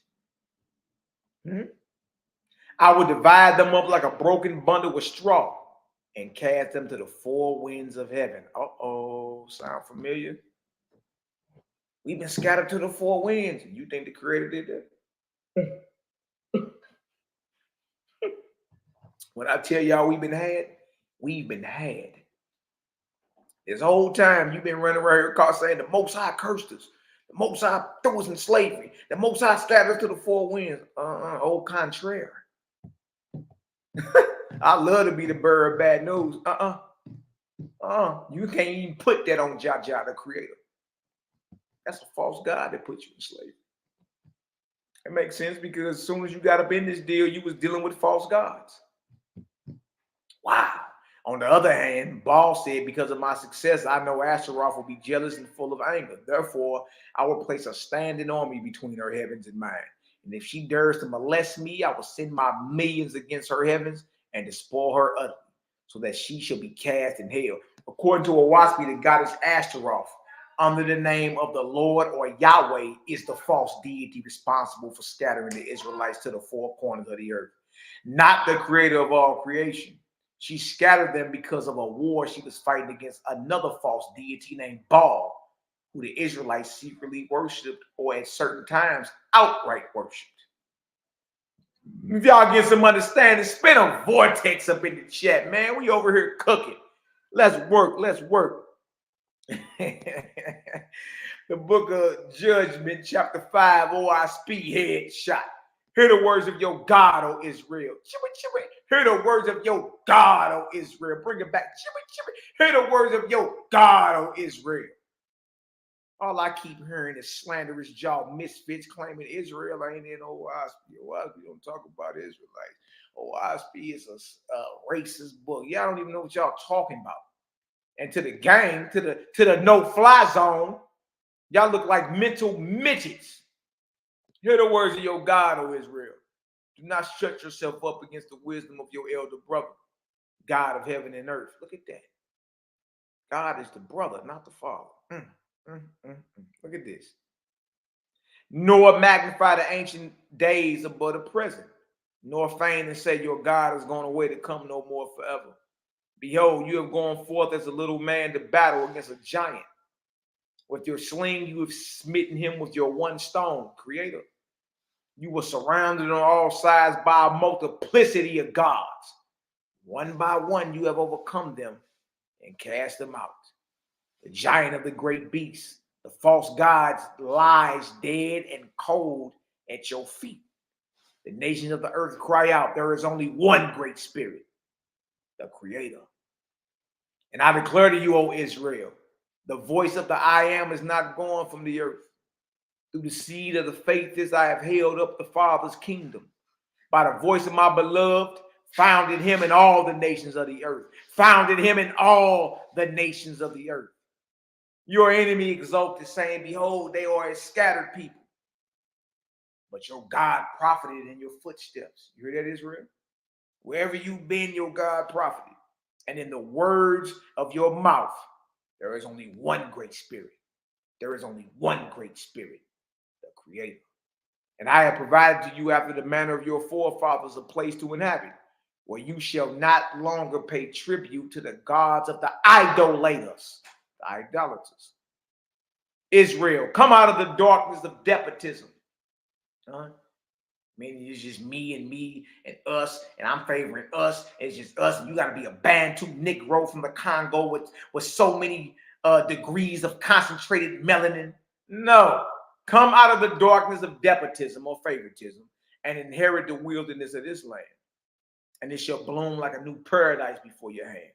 But because you have accomplished the one ever present, behold, you shall no longer be an exclusive people. You hear that? But shall allow your sons and daughters to commingle with the faithless of all the races and tribes of men. Because whoever chooses Jaja is chosen. Remember that. And you shall forsake the ways of the world and go and live in the manner of your forefathers in colonies without kings or rulers, serving none but Creator. And your people shall hold all things in common. We keep hearing that too. That's one similarity between Oahspe and the Bible. Communal living. And your people shall hold all things in common, being neither rich nor poor, master nor slave. And you shall call out to the idolater, the idolater, saying, come into my house and be one with me. Behold, there is only one creator. You are my brother. And it shall come to pass for you, O Israel, the way of your people shall be open, and they shall be delivered out of the bound kingdoms of the east. You hear this? You hear this? And they keep talking about Oahspe ain't got no prophecy in it or none of that. Like, look, y'all, it's time for y'all to take several seats. Classes in session. The bound kingdoms of the east. Because for 2,000 years, Israel, because for 2,000 years, you have not gone forth with sword to possess any new country and establish yourself. You will glorify before your God. You hear this? Here it is. You glorified because you ain't took up arms and went and laid nothing down and took over no country. For 2 millennia, You will glorify before your God. Because of your long suffering, you shall find peace through the light of my kingdoms. Look at that. Look at that. If anybody need peace, it's us. Look at that. Behold, a new cycle is upon the earth. Your people shall find proof of these my words. My angels will come into the houses of your people, and they shall talk with them face to face. Do not think that this book is my only revelation in this day. Run it back. Do not think that this book is my only revelation in this day. Y'all heard that? We ain't around here saying this is the all in all and this is it. Huh? Do not think that this book is my only revelation in this day. Within your house, O Israel, you shall prepare for the voice of your God. For I will raise up many seers and prophets among your people, and they shall testify to my words on all sides. Do not judge your Israel. Do not judge your Israel as to who are apostates before your God. I say to you, he who forsakes the Creator and worships mammon and the ways of the world is an apostate in my sight. Come on home, man. You know what I mean? We ain't talking about nothing evil over this way. Come on home. Nothing but love and light. For even though they maintain the rites and ceremonies, even though you keep the Passover, they have forsaken the spirit and truth of my commandments. Whereas many who have forsaken the rites and ceremonies in search of higher light, you may be somebody that's like, nah, I'm good. I ain't doing none of that no more. Or at least for right now. Whereas many who have forsaken the rites and ceremonies in search of higher light are more to the way of the Creator. See that? For though they keep the rites and ceremonies, they do not drink to drunkenness and eat to gluttony, feasting on flesh, from which they have taken life. Read that again. Look at this. For though they keep the rites and ceremonies, do they not drink to drunkenness and eat to gluttony, feasting on flesh, from which they have taken life, and they engage in selling wine and dealing in stocks like the idolater, while your forefathers were scrupulous to labor and brought forth out of the earth that with which to feed and clothe man. And they say, God prospered me, in which they falsify me and blaspheme Jehovah and his kingdoms. I say to you, they are prospered by Satan. Woof. And their prosperity is the wages of bondage in heaven. And because of their wickedness, they have led my people to disbelieve in my justice and the plans of my kingdoms, for which reason they are more apostatized in my sight than those who are good, who say there is no God. Wow. That's saying the Orthodox Israelites are more of apostates than an atheist. Let that sink in. Good night. Throw open your doors. Throw open your doors, O Israel. My angels stand at the threshold. These my words, which I have told to you beforehand, shall be corroborated by hundreds of thousands of witnesses from my heaven. Seek for the resurrection of your soul, O Israel. You heard this? You heard this? Seek for the resurrection of your soul, O Israel, so the Creator may be glorified in you forever and ever. If y'all get some understanding, give me a 9 up in the chat. Similarity number 5, Jehovah, Lord God, and angels. Ooh-wee. Exodus 6:3. And I appeared unto Abraham, unto Isaac, and unto Jacob by the name of God Almighty. But by my name, Jehovah, was I not known to them. What does this same verse reveal in a different English translation? Exodus 6:3, NLT. I appeared to Abraham, to Isaac, and to Jacob as El Shaddai, God Almighty. But I did not reveal my name Yahweh to them. According to the biblical narrative, Jehovah equal Yahweh equal El Shaddai. I appeared to Abraham, Isaac, and Jacob as God Almighty, but I was not known to them by my name, the Lord. Jehovah equal Yahweh equal El Shaddai equal the Lord. Nehemiah 9:3. And they stood up in their place and read in the book of the law of the Lord, their God. 1/4 part of the day. And another 4th part they confess and worship the Lord, their God. So Jehovah equals Yahweh equals El Shaddai equals the Lord equals God, Elohim. Look at this, Exodus 31 and 18. And he gave unto Moses, when he had made an end of communion with him upon Mount Sinai, 2 tables of testimony, tables of stone, written with the finger of God. Deuteronomy 9 and 10. The Lord delivered unto me 2 tables of stone, written with the finger of God. And on them was written according to all the words which the Lord spake with you in the mount out of the midst of the fire on the day of the assembly. According to both accounts, what the world knows is the 10 Commandments was written with God's finger. These commandments were given at Mount Sinai, Acts chapter 7 and 38, NLT. Moses was with our ancestors, the assembly of God's people in the wilderness, when the angel spoke to him at Mount Sinai. And there Moses received life-giving words to pass on to us. Acts 7 and 53. You deliberately disobeyed God's law, even though you received it from the hands of angels. According to Stephen the Martyr, the God that wrote the 10 Commandments with his fingers and delivered them to Moses was an angel, or a group of angels. Yea, meaning God is Elohim, which is plural. Jehovah equal Yahweh equal El Shaddai equal the Lord equal Elohim equal angels. Look at this, Genesis 32, 24 through 30.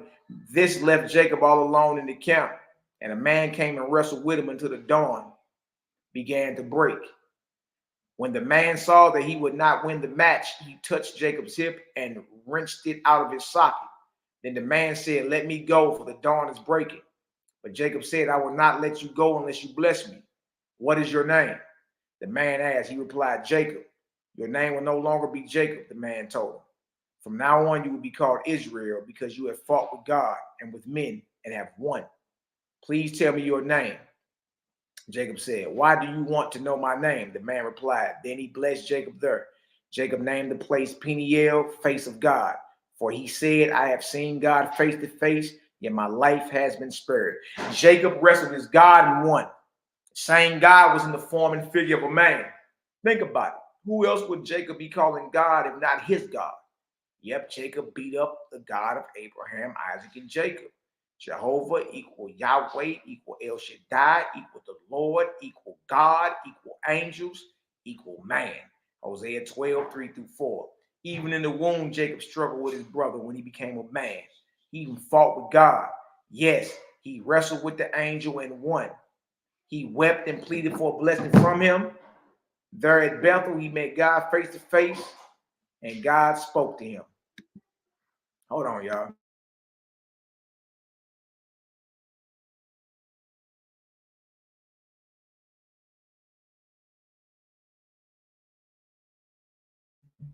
Hit that like button. Hit that subscribe button to the Scoring Black Man podcast. You got brother MALAKI MACABEE up in here on controversial and deep biblical breakdown series, where everything is controversial and deep and biblical to make your minds think, make good conversation. And today's show, presented by brother MALAKI MACABEE, is the similarities and the differences between the Holy Bible and the Oahspe Bible. The floor is yours once again, brother. All right, so anyway, here we go. Right here. So let's try and make sense. So let's try to make sense of this. God is an angel, and an angel is a man. God is also the Lord.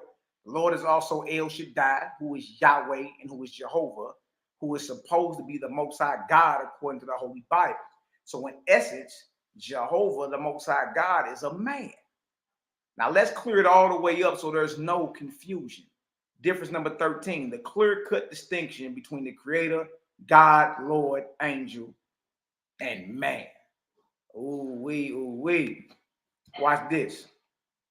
Chapter 1 of the book of Discipline, God reveals who he is, Oahspe, headshot. This is the word from the organic heaven. Hear the words of your God, O man. I am your brother.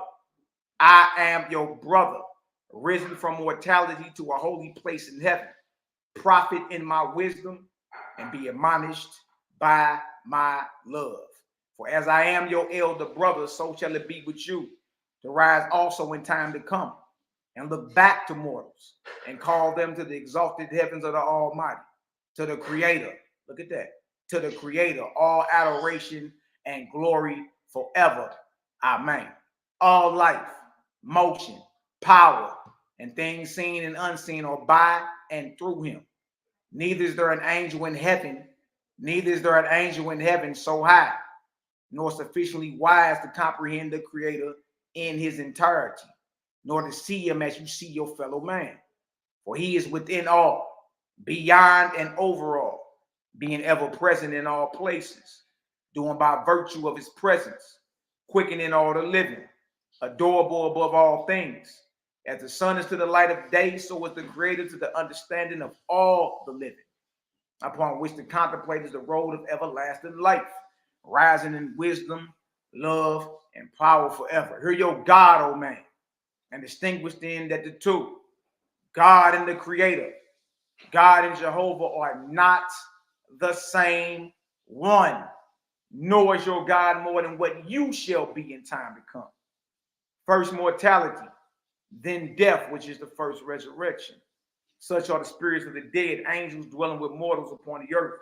For they abide, some for a few years, some for 100, and some for 1,000 or more years. Second, angel organization in heaven and their abandonment of mortals, which is the second resurrection.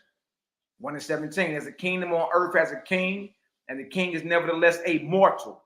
So in like manner is the heavenly place of your God, a kingdom of angels, and the chief over them is God, an angel also. So it looked like Stephen was writing the book of Acts by calling God that gave Moses an angel, that gave Moses the 10 Commandments an angel. Look at it.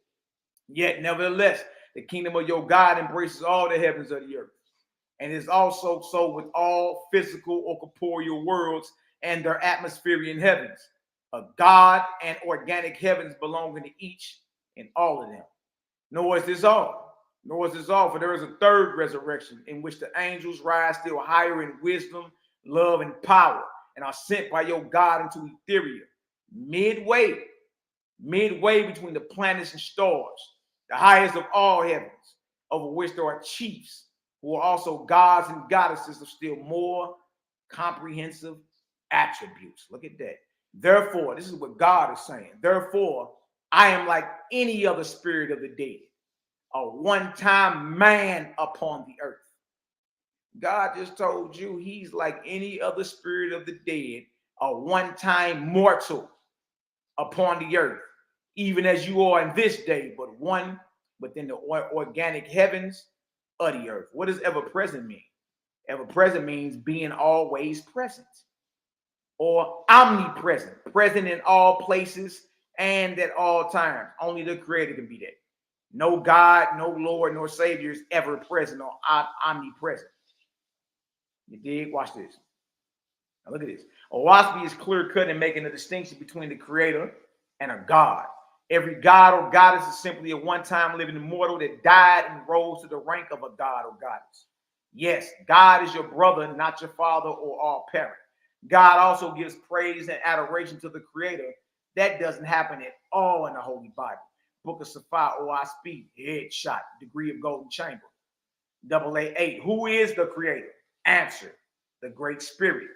He who is over all and within all, the potent and unseen. It is he whose ever presence quickens into life all that live. Question, where is the Creator? Everywhere. Y'all hear this? Where is the Creator? Everywhere. Nor is there a place without him. What is his form? Answer, no man can attain to know his form. What is it? Question, what is his extent? Answer, no man can attain to know his extent. Question, is he a person? Answer, inasmuch as all the living are persons, so is he the all person of all things.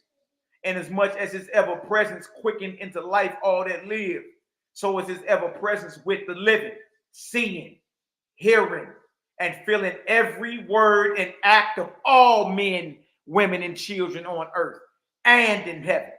Question, who are the angels of heaven? Answer, people who once lived on earth or other corporeal worlds. Question, what is their form?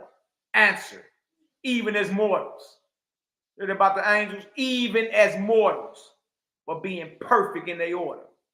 Question, Who are familiar spirits? Answer: our fathers, mothers, brothers, sisters, and other relatives and friends who have not been dead long, and other spirits who have not learned of or risen to the heavens above earth's atmosphere.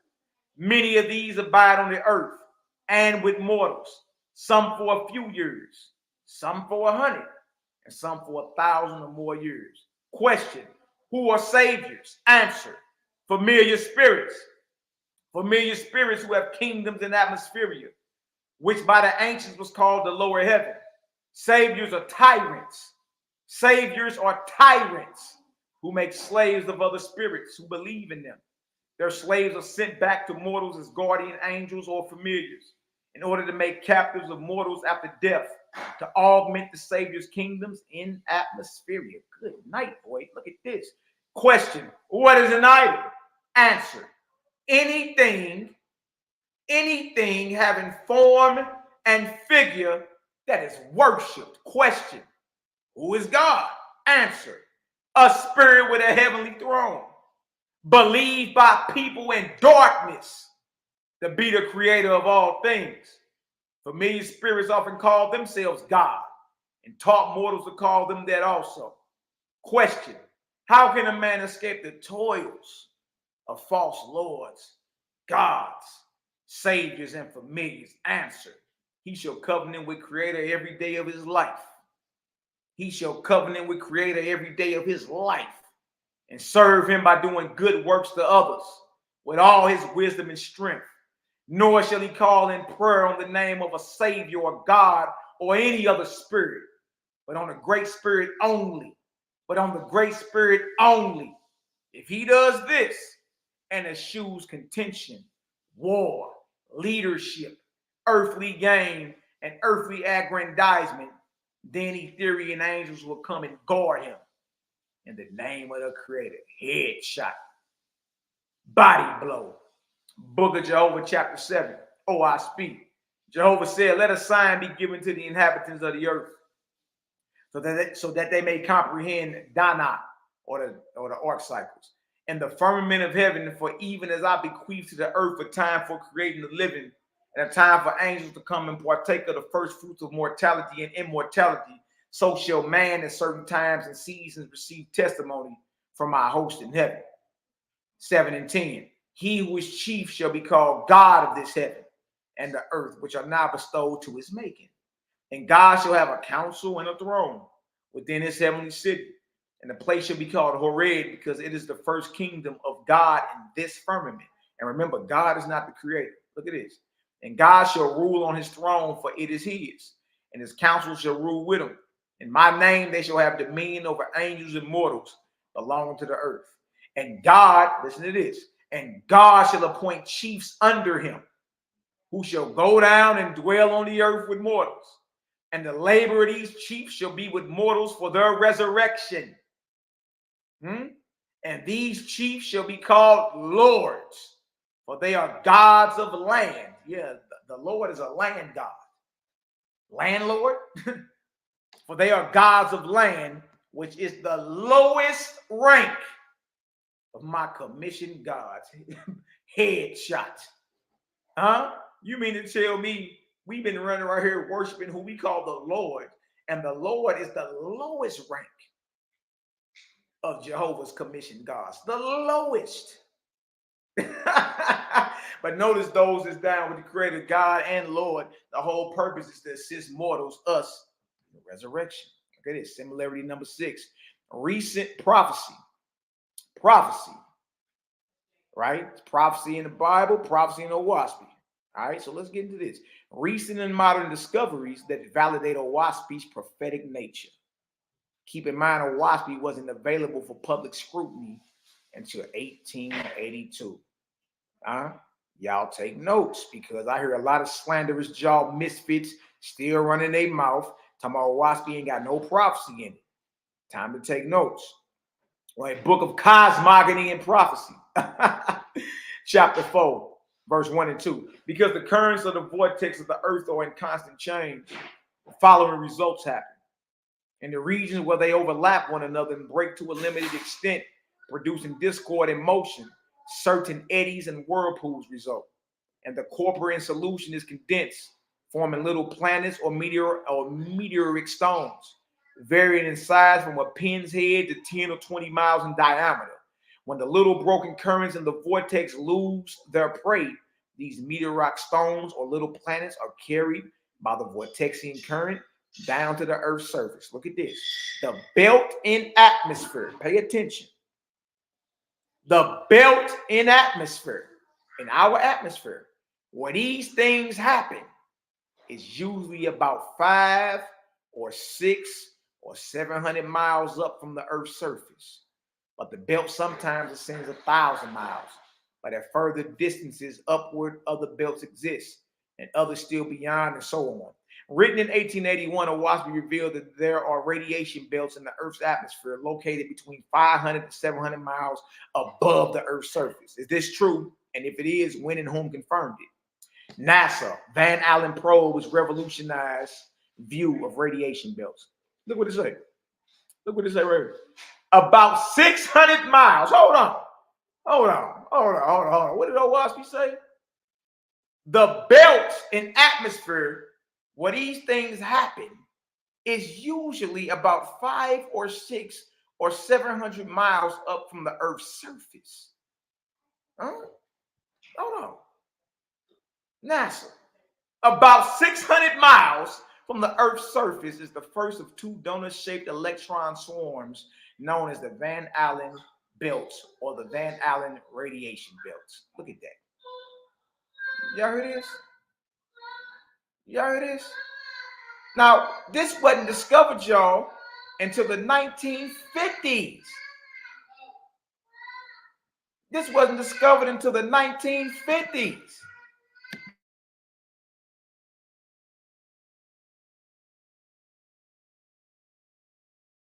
Nigga. Y'all, this wasn't even discovered to the 1950s. Do y'all see this? About 600 miles from the Earth's surface is the first of 2 donut-shaped electron swarms known as the Van Allen belts or the radiation belts. Understanding the shape and size of the belts, which can shrink and swell in response to incoming radiation from the sun, is crucial for protecting our technology in space. The harsh radiation isn't good for satellites' health, so scientists wish to know just which orbits could be jeopardized in different situations. Since the 1950s, when scientists first began forming a picture of these rings of energetic particles, our understanding of their shape has largely remained unchanged. Y'all see this? A smaller inner belt, a largely empty space known as the slot region, and then the outer belt, which is dominated by electrons and which is the larger and more dynamic of the two. But a new study of the data from NASA's Van Allen probes reveals the story may not be that simple. Y'all hear this? Written in 1881, wasn't discovered to 1950s, right? 1958 to be exact. Here it is, discovery. Look at this. Look at this. It says Christian Birkeland, Carl Stormer, Nicholas Christopoulos, and Enrico Metti had investigated the possibility of trapped charged particles before the space age. The second Soviet satellite, Sputnik 2, which had detectors designed by Sergei Vernov, followed by the U.S. satellites Explorer 1 and Explorer 3, confirmed the existence of the belt in early 1958, later named after James Van Allen from the University of Iowa. The trapped radiation was first mapped by Explorer 4, Pioneer 3, and Luna 1. Y'all heard that? 1958. Written down to 1881. Look at this. Written in 1881, Oahspe revealed that the Earth has radiation belts, with the inner belt starting between 500 to 700 miles above the Earth's surface. This wasn't discovered or confirmed until 1958 by James Van Allen, making Oahspe the primary when it comes to this topic. The fact that it was written down 77 years. The fact that it was written down 77 years before it was discovered confirms Oahspe's prophetic nature. Who said it wasn't any prophecy in Oahspe? Sit your monkey ass down somewhere. Oahspe, Book of Judgment 2 and 24, headshot. Out of the darkness, man has brought forth a blank, and his entity is a spark of the Creator. His entity will never cease to grow. Yes, from the hour of conception. From the hour of conception. It is a new star in the world. Look at what you are. Man is considered a new star, his own solar system. From the hour of conception, it is a new star in the world. And it magnifies itself forever. Y'all hear what Oahspe is saying? It says from the moment of conception, sparks fly. Sparks fly at the hour of conception. Has this been confirmed? Because this was written in 1881, available for public scrutiny in 1882. Has it been confirmed in modern science that at the moment the sperm meets the egg, sparks fly? And if so, when was it confirmed? When a sperm meets an egg, sparks fly, literally. According to a study published in Scientific Reports, an explosion of zinc fireworks occurs when a human egg is activated by a sperm enzyme. The intensity of the spark, scientists say, indicates the egg's potential to develop into a healthy embryo. Source, U.S. News. Zinc fireworks reveal quality of human egg. There the picture is right there. That's the moment that a sperm cell is reaching an egg, and look at that sucker lighting up. How is this written in Oahspe in 1881? And they just not discovering this. Image source from video: when sperm meets an egg, sparks really do fly. Written in 1881, available for public scrutiny in 1882. Oahspe revealed at the hour of conception, when a sperm meets an egg, sparks start flying. This wasn't discovered or confirmed, y'all, until 2016. That's 135 years after it was written, making Oahspe the primary on this topic also. Who said Oahspe isn't prophetic? Sit your monkey ass down somewhere. The cycle of Osir, the study of physical science, astrology, astronomy, and natural philosophy. 21st arc cycle after the creation of mortals, the cycle of Osir, roughly from 10,353 BC to 7,053 BC, 12,000 and 9,000 years ago. What you're looking at right there is Göbekli Tepe, ruins. Ruins. All right. Look at this. This is the timetables of prophecy. All right. If I zoom in, you see that 1 and that 2 and that 3. All these are the first arc cycle, second arc cycle, third arc cycle. All right. We go all the way down to the 21st arc cycle. All right. We go all the way down to, the 21st arc cycle. It's right here. It lasted a total of 3,300 years. All right. It was from 10,353 BC to 7,053 BC, called the Ark of Day. All right. The Etherian angel over that arc cycle was Osiris, not the green nigga in Egypt. He ain't come around to 2700 BC. This is 12,000 years ago. The rank he held, he was an Orion god. All right. This guy was never worshipped either. 6th era introduced astrology and science.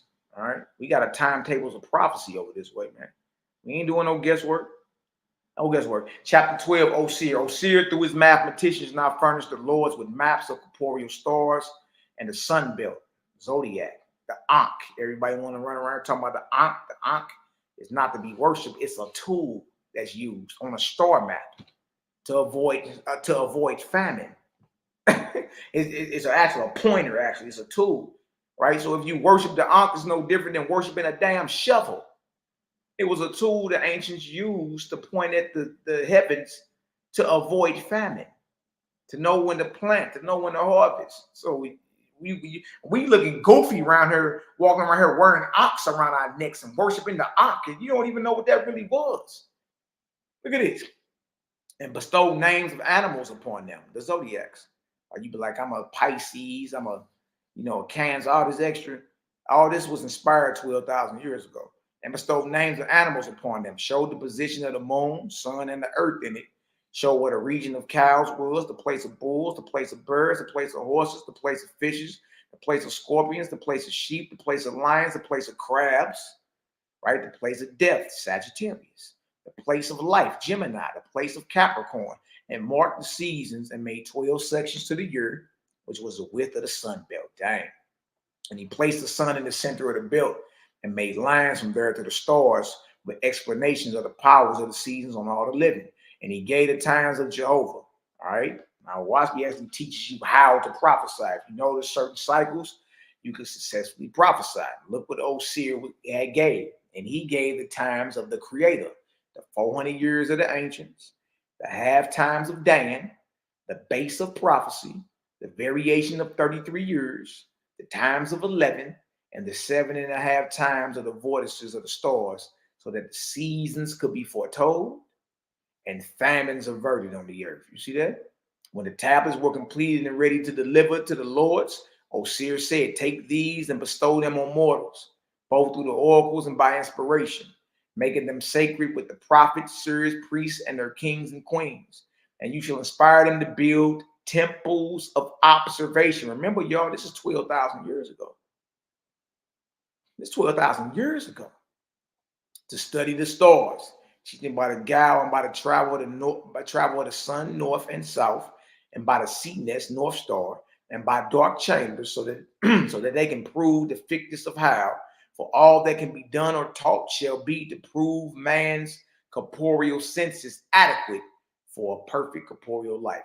Remember, Oahspe revealed in 1881 that the first astrological observatories to study the stars were first inspired to be built between the years of 10,353 BC and 7,053 BC. Has this been confirmed? If so, when? Göbekli Tepe. Hold on.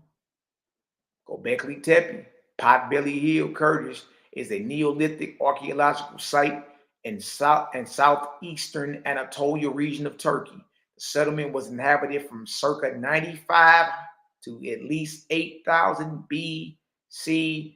Is that not in the same time period we're talking about? What time period we talking about? The 3,000 year time period between 10,353 and 7,053. When was Göbekli Tepe built? When has it been dated to? 9,500 BC.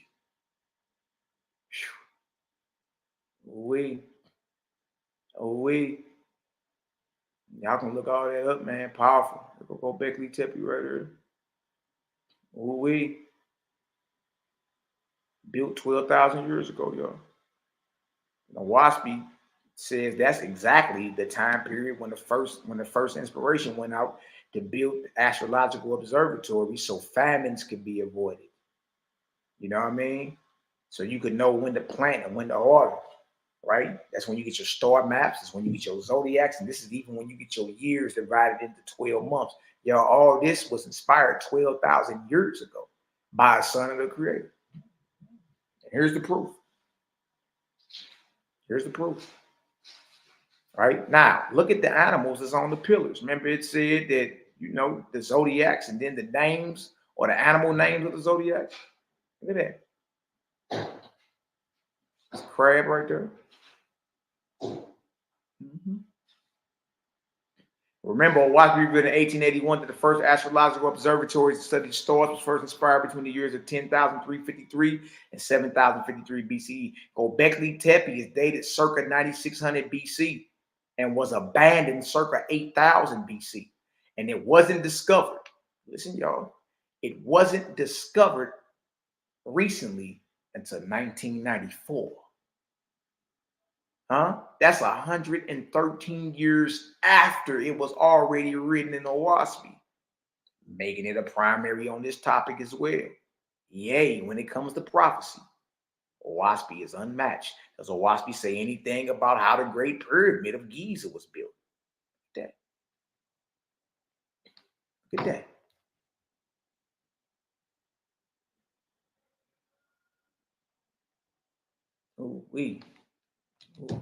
What do Oahspe say about that? I go to source right here.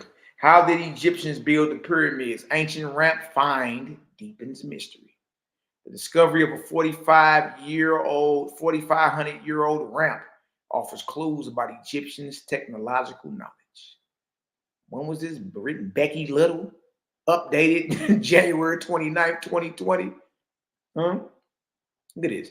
Researchers in Egypt discovered a 4,500-year-old ramp system used to haul alabaster stones out of a quarry. And reports have suggested that it could provide clues as to how Egyptians built the pyramids. Archaeologists from the French Institute for Oriental Archaeology in Cairo and the University of Liverpool discovered the ramp system's remains in an ancient alabaster quarry at Hatnub, a site in the eastern desert. The ramp system dates at least as far back as the reign of Pharaoh Khufu, who built the Great Pyramid at Giza. Now let's prove the historicity of Oahspe and show that it is light years ahead of the biblical God and his indoctrinated followers. Book of the Wars Against Jehovah 49:16-19. Remember, Oahspe was written in 1881. Right? Look at this. After the first part of the temple was laid, the builders of the inclined plane. What is the inclined plane, yo? It's a ramp. It's a ramp. After the first part of the temple was laid, the builders of the inclined plane began to build it also. But it was built of logs. And when it was raised a little, another layer of the temple was built.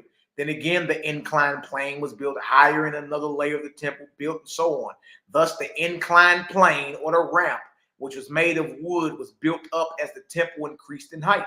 The width of the inclined plane was the same as the width of the temple, but the whole length of the inclined plane was 440 lengths of a man. Thutmose spent 24 years building the temple. Thutmose Khufu spent 24 years building the temple, and then it was completed. But it required another half a year to take away the ramp, the inclined plane used in building it. After that, it stood free and clear, the greatest building that had ever been built on the earth or ever would be. Such then was Thutmose's temple of Osiris, the Great Pyramid. Oahspe reveals in 1881 that there was a ramp around the pyramids of Giza. Modern science didn't even know it existed until 2018. 137 years after it was already written down. Oahspe has proven itself to be a primary source even when it comes to pyramid building. It is safe to say that Oahspe is light years ahead of any spiritual book today. Source, history.com. All right, wrapping up. Similarity number 7, an inheritance for the chosen. Coming around the corner. If y'all getting the vortex, if y'all getting the understanding, spin that vortex up in the chat, family. I'm wrapping up now. Easy work, man. Easy work. So similarity number 7, an inheritance for the chosen. The New Jerusalem is the bride of Christ. And I saw a new heaven and a new earth. For the first heaven and the first earth will pass away, and there was no more sea. And I, John, saw the holy city, New Jerusalem, coming down from God out of heaven, prepared as a bride adorned for her husband. And he carried me away in the spirit to a great and high mountain, and showed me that great city, the holy Jerusalem, descending out of heaven from God, having the glory of God, and her light was like unto a stone, most precious, even like a jasper stone, clear as crystal, and had a wall great and high, and had 8 of angels, and names written thereon, which are the names of the 12 tribes of the children of Israel. On the east 3 gates, on the north 3 gates, on the south 3 gates, on the west 3 gates. And the wall of the city had 12 foundations, and in them the names of the 12 apostles of the Lamb. And he that talked with me had a golden reed to measure the city. Trip off this. And the gates thereof, and the wall thereof. And the city lieth 4 square. And the city lieth 4 square. And the length is as large as the breadth. And he measured the city with the reed 12,000 furlongs. The length and the breadth and the height of it are equal. Y'all, there's only one shape where the length, the width, and the height of it are equal. That's a box. That's a box. 2-dimensionally, it's just a square. But 3-dimensionally, because we got height, that's a box. Right? The length and the breadth and the height of it are equal. And he measured the wall thereof, and 144 cubits according to the measure of a man, that is of the angel. All right, so let's go ahead and, we visual people. The New Jerusalem, y'all. Those furlongs you just read about, the New Jerusalem is 1,500 miles long, 1,500 miles wide and 1,500 miles high. How do y'all didn't know that? Right? The New Jerusalem, this box, this golden cube is supposed to sit on this earth. Another one. As we see, the New Jerusalem also is considered the bride of Christ. The New Jerusalem is a city inhabited with Israelite men, women, and children from every tribe. Also, this is supposed to be the all-highest heaven or paradise that all the righteous would dwell in forevermore. Notice we have the dimensions. Notice we have the dimensions for the New Jerusalem. Like this is supposed to be the all-highest heaven. Y'all, we have the dimensions for it. With these dimensions, we can calculate the square mileage on the kingdom of heaven. 1,500 miles times 1,500 miles, the length and the width, equals 2.25 million square miles. Yep, the New Jerusalem is a golden box. Walk in any direction long enough, and you'll run right into a wall. Is this really your inheritance? Oahspe, Book of Jehovah, chapter 2, headshot. Jehovah said, I created the earth and fashioned it and placed it in the firmament. And by my presence brought man forth a living being. I gave him a physical body so that he could learn physical things. And I made death. And I made death so that he could rise in the firmament, resurrect, rise in the firmament, and inherit my Ethereal world. See, we talking about growing away from the earth. The New Jerusalem is coming to the earth, and it's a box. You walk in any direction long enough, you run into a wall. Look at this. Book of Sapphire, degree of golden chamber. Oahspe, headshot. Question, where is heaven? Answer, worlds unseen by mortals fill the Ethereal firmament above. These worlds are heaven. These are the spirit worlds. These are the Ethereal worlds. These are the abodes of the spirits of the dead. Book of Discipline, chapter 1, Oahspe, headshot, 1:19. Body blow. Nor is this all, for there is a third resurrection, in which the angels rise still higher in wisdom, love, and power, and are sent by your God into where? Etheria, midway between the planets and stars, the highest of all heavens, over which there are chiefs who are also gods and goddesses, or still more comprehensive attributes. Good night, boy. Look at that. Huh? Midway between the stars and the planets. Look at your inheritance, man. Just part of it. Just part of it. Difference number 14, what our inheritance is. While both the Holy Bible and Oahspe speak of an inheritance for the chosen, the Bible's New Jerusalem puts you back on earth in a golden box / cage with walls in every direction. Oahspe speaks of Etheria, with every waking moment different and more glorious than the last one. A continual and eternal progression / resurrection forever, upward and outward forevermore.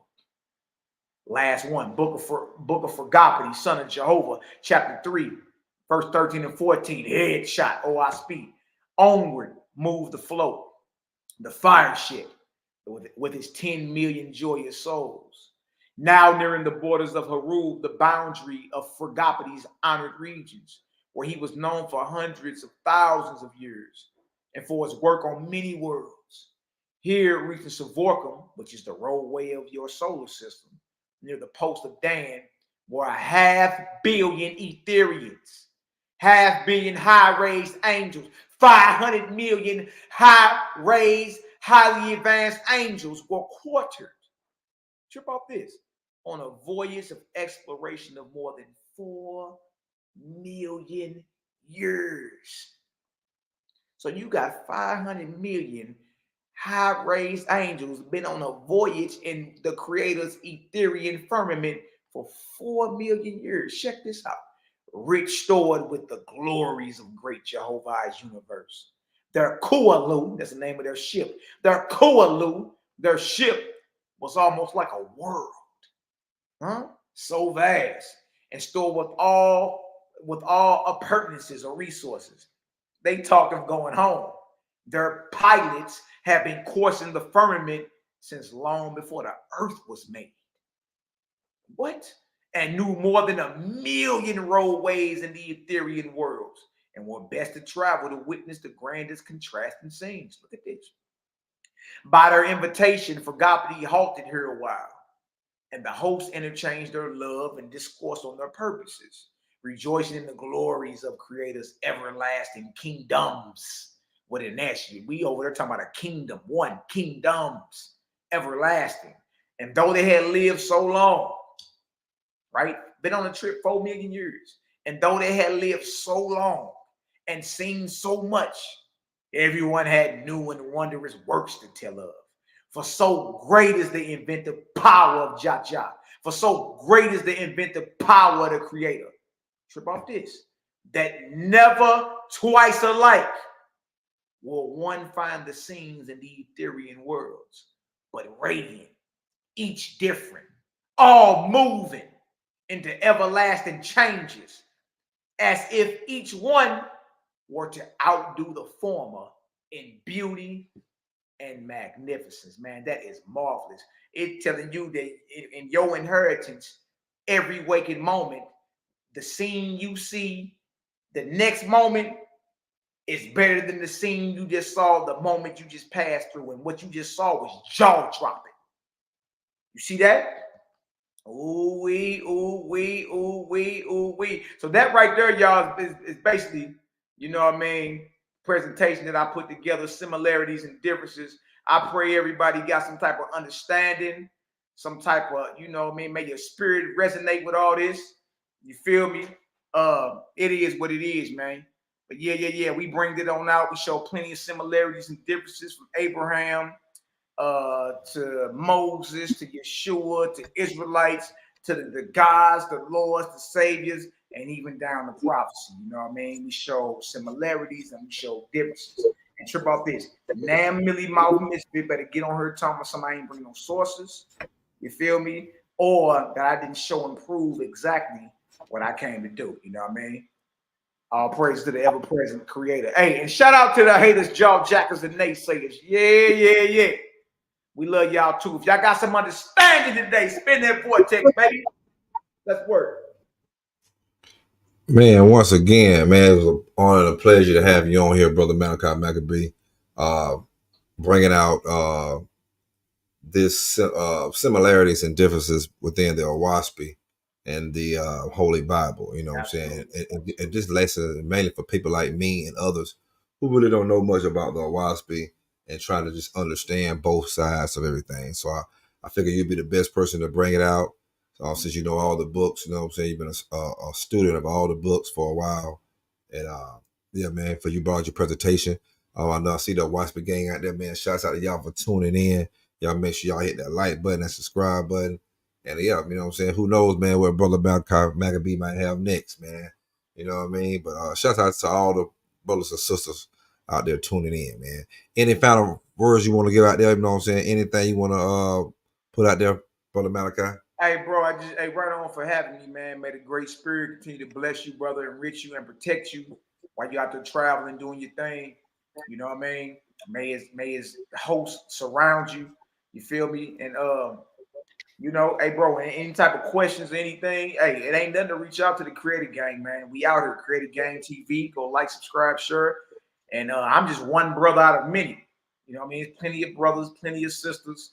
You feel me? Nobody's in bondage. You feel me? And everybody is charged to live off the dictates of their own conscience, which is the voice of the Creator. You feel me? You know right from wrong. Don't nobody gotta lick their fingers and show you that it's wrong to rob that old lady or touch that child or whatever cats is out here doing these days. You understand? And so I just pray everybody got to understand it, even down to judgment. You feel me? Remember, whatever you spill, you got to clean up.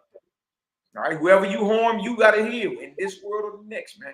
You feel me? So right on for having me, brother. You know it ain't nothing but love and light. I'm gonna go ahead and try to upload this on my channel as well and get that spinning. You know, other than that, Credit Gang in the building, CGG, FGK, False God Killers, and guess what? We the no-fly zone. All right, you really want to know if something can hold up to righteous scrutiny, you need to skip that across the game. You feel me? Because creative gang is the new no-fly zone. No BS. We ain't let no BS fly. If it's false, it's getting called out.